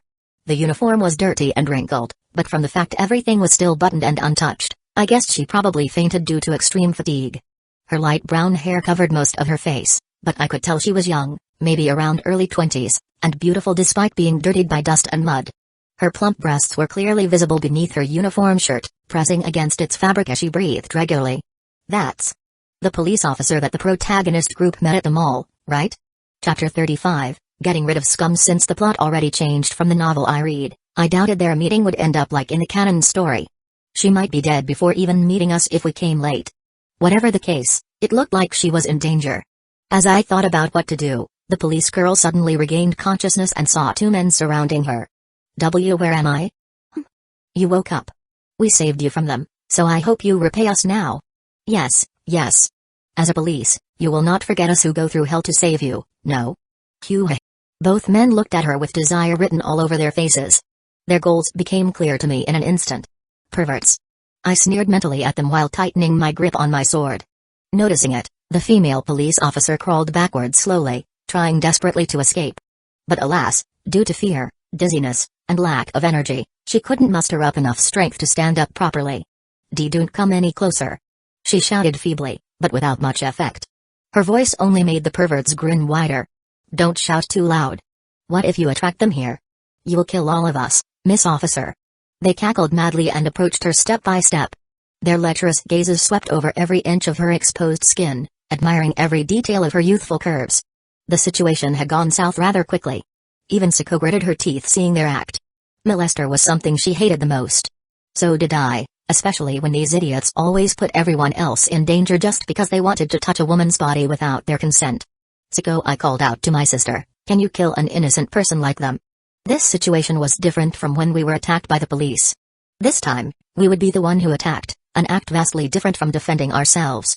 Sako turned her gaze at me, determination burning in her eyes. Gripping the hilt of her katana tightly, she unsheathed the weapon with practiced ease and answered confidently without faltering. If it is for saving the weak and helpless, killing isn't much of a problem.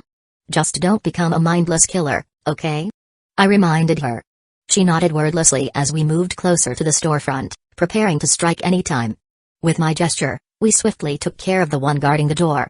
Sako cut the man's throat and I caught his body, lowering it slowly to ensure silence. No. Don't get closer. The policewoman yelled loudly again, her body shaking uncontrollably as panic seized control of her entire being. Oh, don't be like that. Let's be nice together, one guy laughed while grabbing onto her wrist. He forcibly pinned both hands above her head and climbed atop her chest. No. Get away from me. She screamed frantically as tears streamed down her face. At that moment, I already arrived behind the unsuspecting perpetrator. To avoid the police officer getting traumatized, I kicked the two men away at full strength. They were blown away into the glass doors and shelves, screaming painfully from their broken ribs. Get up. We're leaving this place. I extended my hand to the terrified cop who sat dumbfounded on the ground. She looked confused, but she managed to regain enough composure after hearing me talk politely. Still visibly trembling, she struggled to stand back upright. Why yes. We immediately left the store. On our way out, I nodded at hiding Sako, gesturing to her that it was fine to end the men now. Earlier shout managed to attract some zombies, 5 of them, so I dealt with them with my sword. Beheading the nearest ones, I proceeded to kick the second toward the third and thrust my sword to impale all of them. Taking advantage of my distraction, 2 last remaining undead tried to pounce me from the sides. However, my agility allowed me to sense them beforehand, allowing me to dodge their tackle and decapitate the heads.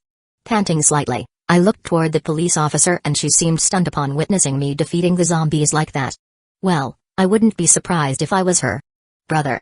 Sako joined us a moment later, wiping her bloody katana clean using her cloth. Are you finished? I asked her, though I knew she wouldn't have trouble dealing with a bunch of unarmed, weak thugs like those lolves. Yes. They are dead. All I did was slash their throats. No torture, no nothing. She explained in a low voice. A sadistic smile formed on her slightly flushed face. Not forgetting that Sako loved violence, I nodded my head approvingly and patted her head softly. This feels nice. She purred happily and closed her eyes like a cat. So cute. I thought. Then, I shifted my gaze toward the survivor that we saved. Her face blanched and her body still trembled from fear. Calm down. Breathe in, breathe out. Try to relax. You're safe now. I guided her toward the wall and helped her lean against it, giving her space to catch her breath. This place was safer compared to inside the convenience store earlier. Her ragged breathing gradually subsided, replaced by slow steady rhythm. I apologize. For causing you trouble like this. She finally spoke in a shaky voice. Her dark eyes filled with gratitude as she looked up at me. Thank you for saving me. You may I know your name? I am Busujima. Call me whatever you want. This is my sister, Busujima Sako. And you are? I am Nakoka Asami, she introduced herself. a police officer stationed nearby this place. She was still visibly shaken despite her best efforts to conceal her emotions behind a professional mask, yet managed to speak normally. And just as I expected. She was that policewoman who died in the mall after some kid let the zombies enter. Asami explained her predicament to me afterward. Since the outbreak happened, the police department where she worked fell under complete chaos. The city had basically collapsed under constant attack by the living dead, so naturally law enforcement agencies failed miserably to maintain order or protect civilians. After she finished explaining how hopeless her situation was, she continued, "Thankfully I found refuge at the mall. The survivors took turn to get supplies, water, and food, so I escorted them because I had a gun, but one of them turned into a zombie yesterday. Then everything became crazy. My ammo ran out. Everyone scattered and abandoned me." Her voice wavered as she spoke. "Only a few people stayed in the mall now after driving out zombies. I had to use a melee weapon after that, which ended up making me exhausted." And she fainted after she reached the convenience store, only to wake up surrounded by 2 survivors who wanted to take advantage of her. What a shitty, cliché zombie apocalypse situation. Make your choice. 1. Invite her to accompany you exploring the city before escorting her back to the mall. Reward, 50 shop points. 2. Help her find a new shelter and escort her to the Takagi estate. Reward, 100 shop points. 3. Show your Sigma male dominance and make her submit to you. Reward, 250 shop points plus 1 dexterity. Chapter 36, Bleeding Fatty. Wow, did the system want to make me as low as those molesters? Even if option 3 gave a lot of points and increased my ability, the result was horrible. There was no way I would rape Asami in front of Siko. My head would probably roll to the ground the moment I tried to fuck her, followed by Siko's own head. Right, my sister was that crazy. Only 2 choices were available for me, either I let her back to the mall or took her back to Takagi estate. With the current situation in mind, letting her return to the mall seemed risky. Maybe if she had more bullets to spare, things wouldn't turn out too bad. Sadly, her pistol was empty right now and there was a chance she wouldn't meet up with paranoid survivors. Besides, if she returned alone after leaving with 3 people, the result would be predictable. I could imagine her being blamed or even worse, being kicked out to fend for herself outside. Something that idiotic would happen in typical zombie movies. Furthermore, judging by her explanation, she was kind-hearted enough to sacrifice her own safety just to escort people. Like the kind old lady, I believed she deserved to live. It wasn't fair if she had to die due to something she couldn't control. I exchanged glances with Siko, and she smiled at me as if she knew what I thought. Yeah, she seemed to agree with my decision. "How about coming with us?" I said, turning my gaze towards Asami. "There are survivors that have created a safe shelter in Takagi estate." Upon hearing my words, her eyes widened. "Huh?"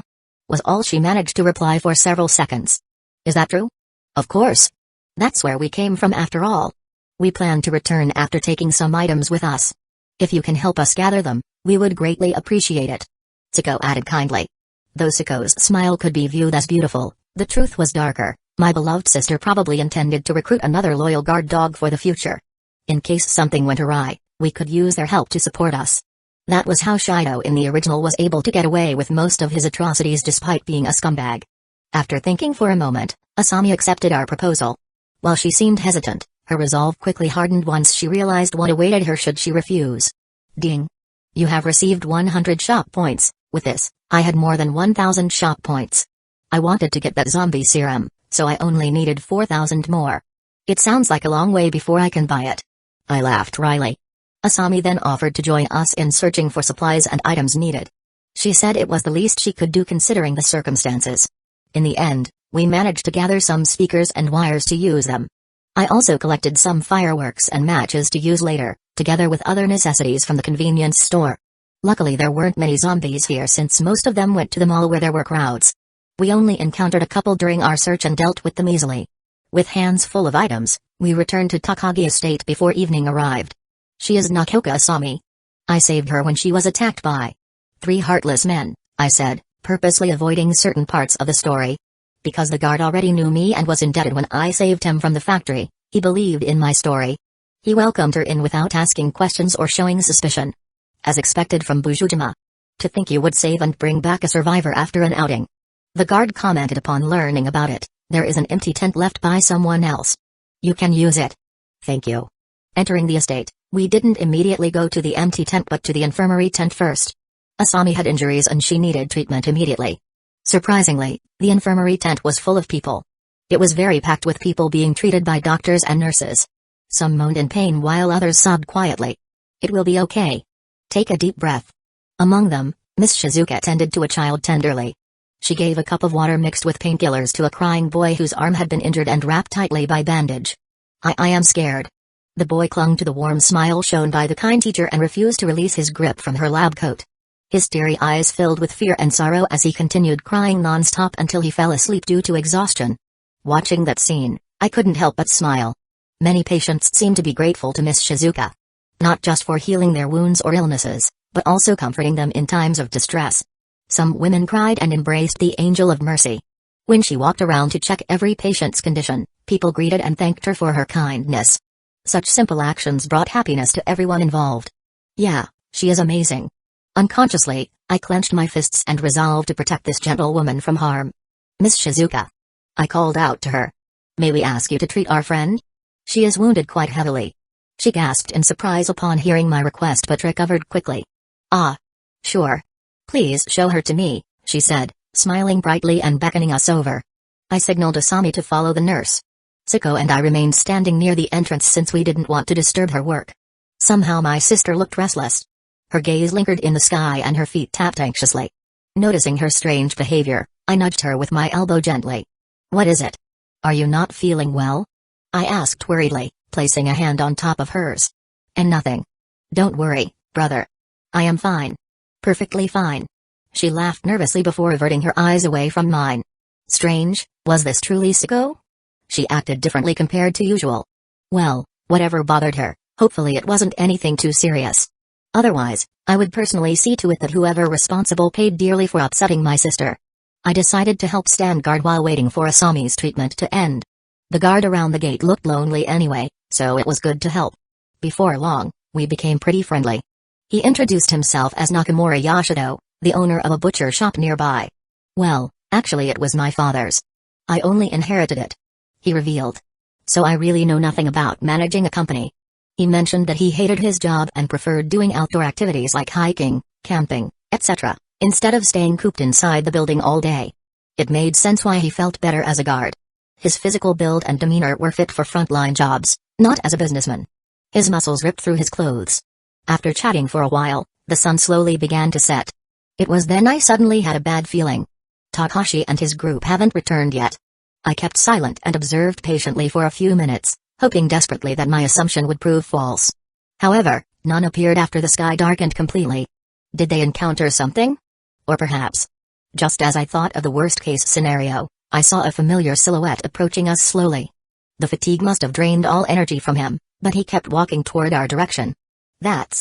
With my current status, I was able to see his figure clearly despite the darkness enveloping the surrounding area. And I recognized those clothes and vest everywhere.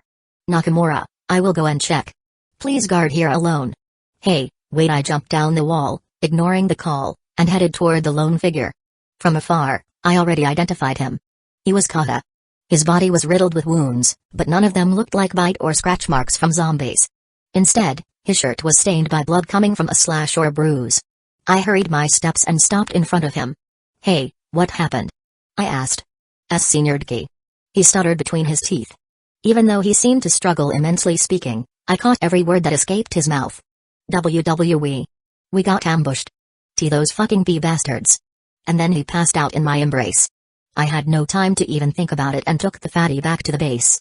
Chapter 37, Being a hero isn't bad. Armed with everything I had collected so far, M1A1 rifle with full magazine, katana, and a standard police handgun, I immediately departed from Takagi estate after explaining the situation to Miss Shizuka. I already got the situation from Kata, who managed to regain his consciousness at the same time I finished my preparation. Also, 1. Abandon them. They aren't that close to you. Reward, 100 shop points. 2. Save them. Comrade for life.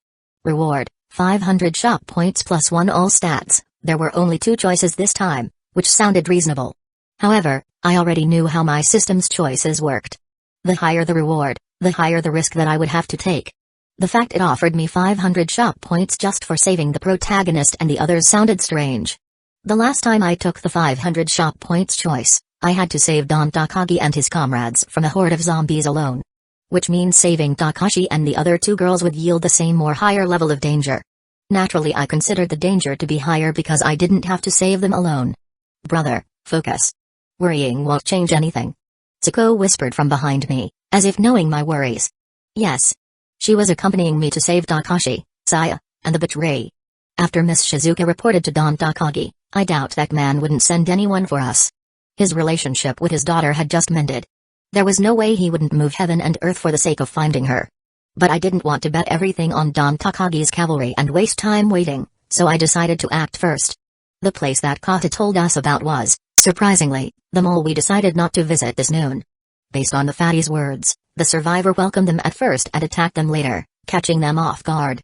Most likely, their intention was never pure. His gun, R10, was stolen. But he said the magazine jammed and the survivors probably wouldn't be able to fix it.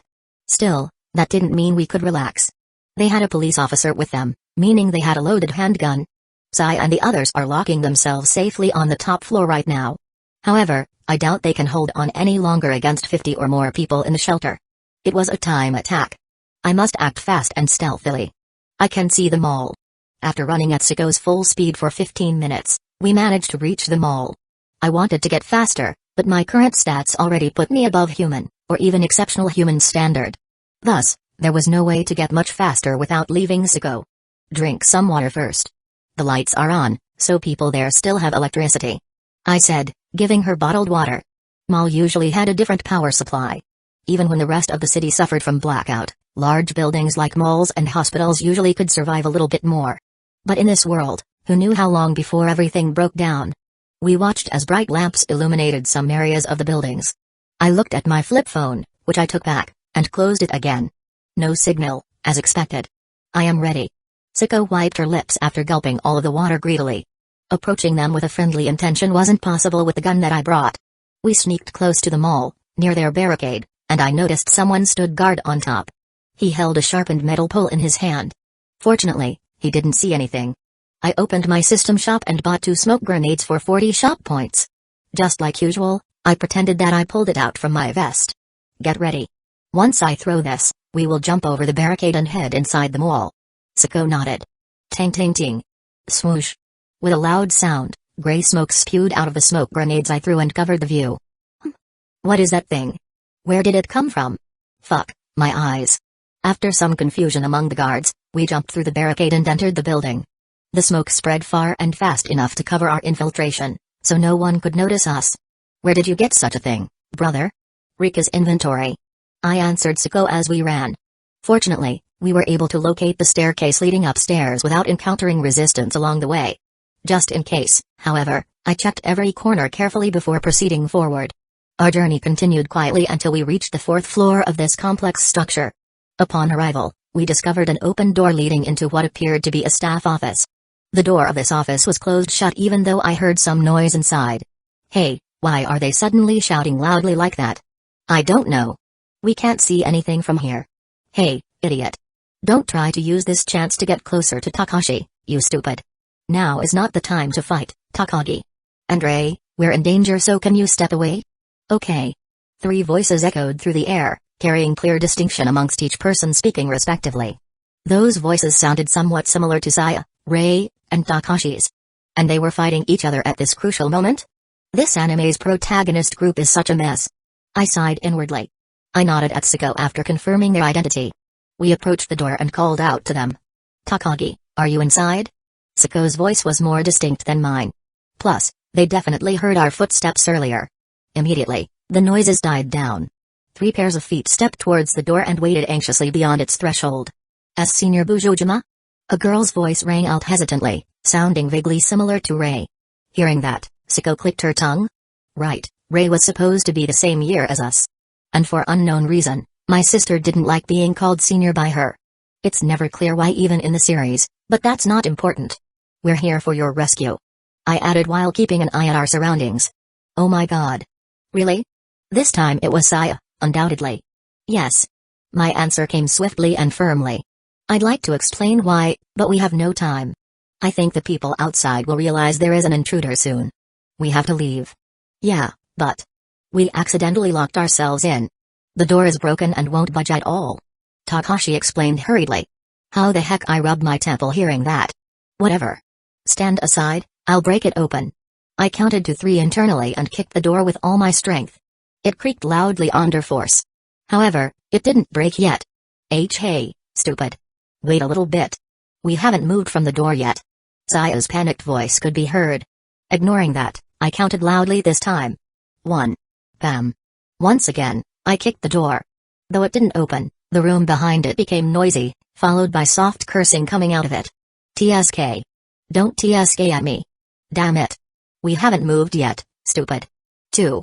This time, I used the momentum from running up and landed another blow straight ahead using my left leg. Bam. The sound reverberated throughout the entire corridor as the thick metal door cracked open. I could see 3 of them looking at me with stunned expressions. They were obviously surprised to see me kicking a thick metal door open like it was nothing. Unfortunately, it didn't budge completely. Only half opened at best, but it was enough for them to crawl out. Time to go, I said, beckoning them. Chapter 38, Escaping. I have a terrible toothache in past 2 days and dentist made it worse. For now, enjoy this chapter 1 can't upload yesterday.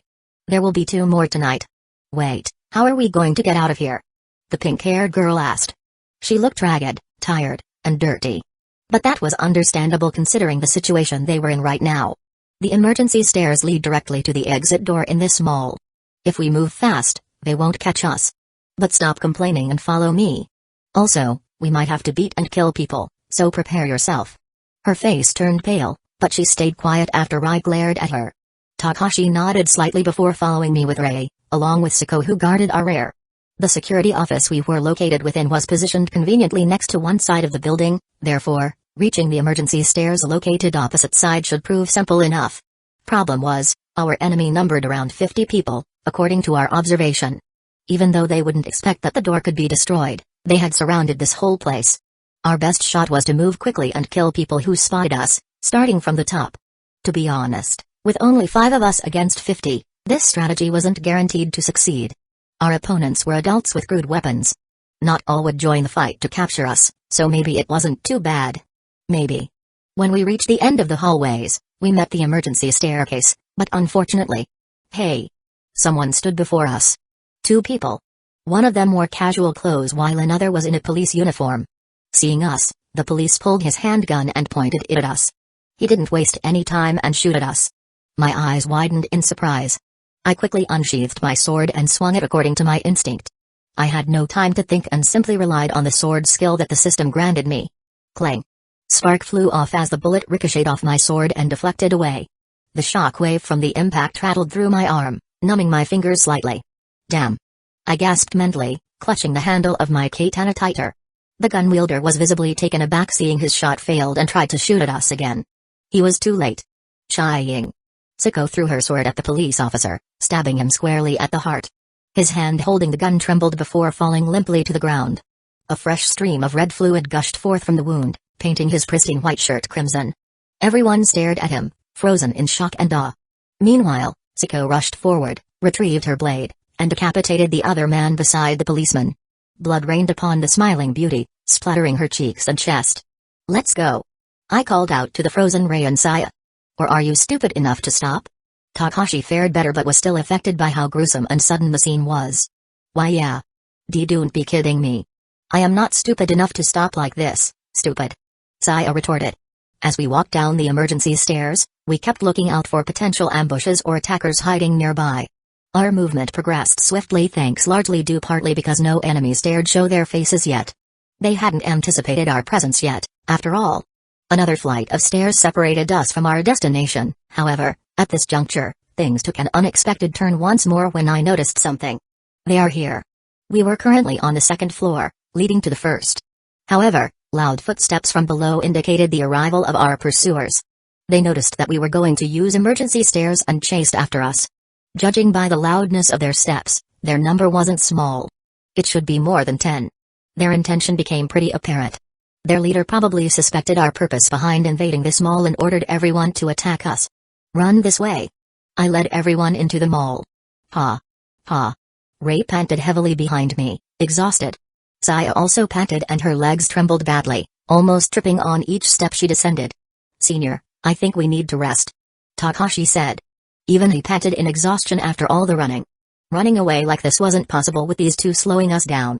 Unlike when I saved Don Takagi, whose men were trained, they weren't soldiers. One slip-up could end up fatal. Furthermore, we couldn't outrun them indefinitely. The danger we faced wasn't limited to these people. There were also zombies out there. Let's hide it and rest for now. I have a water bottle with me, share it between the three of you. Don't make a sound so we won't be spotted in this darkness. Luckily for us, the second floor looked like a maze with many stores lined neatly around its edges. Each one occupied by shelves filled with goods ranging from apparel to shoes. We hid between them to rest for a minute and let them drink water. Using this chance, I decided to ask Takashi something I was curious about since the beginning. Why did they adamant to attack and chase after you guys like this? No matter how I thought about it, the logic just didn't add up. Those people shouldn't be stupid enough to chase young men like Takashi or Kata after losing them. Not to mention how much manpower they wasted to pursue them until we came. Well, about that. I raised my eyebrows questioningly as Takashi struggled for words. He exchanged glances with Rei and Saya, seemingly trying to get permission to reveal what they were hiding to me. Both girls hesitantly nodded, allowing him to continue.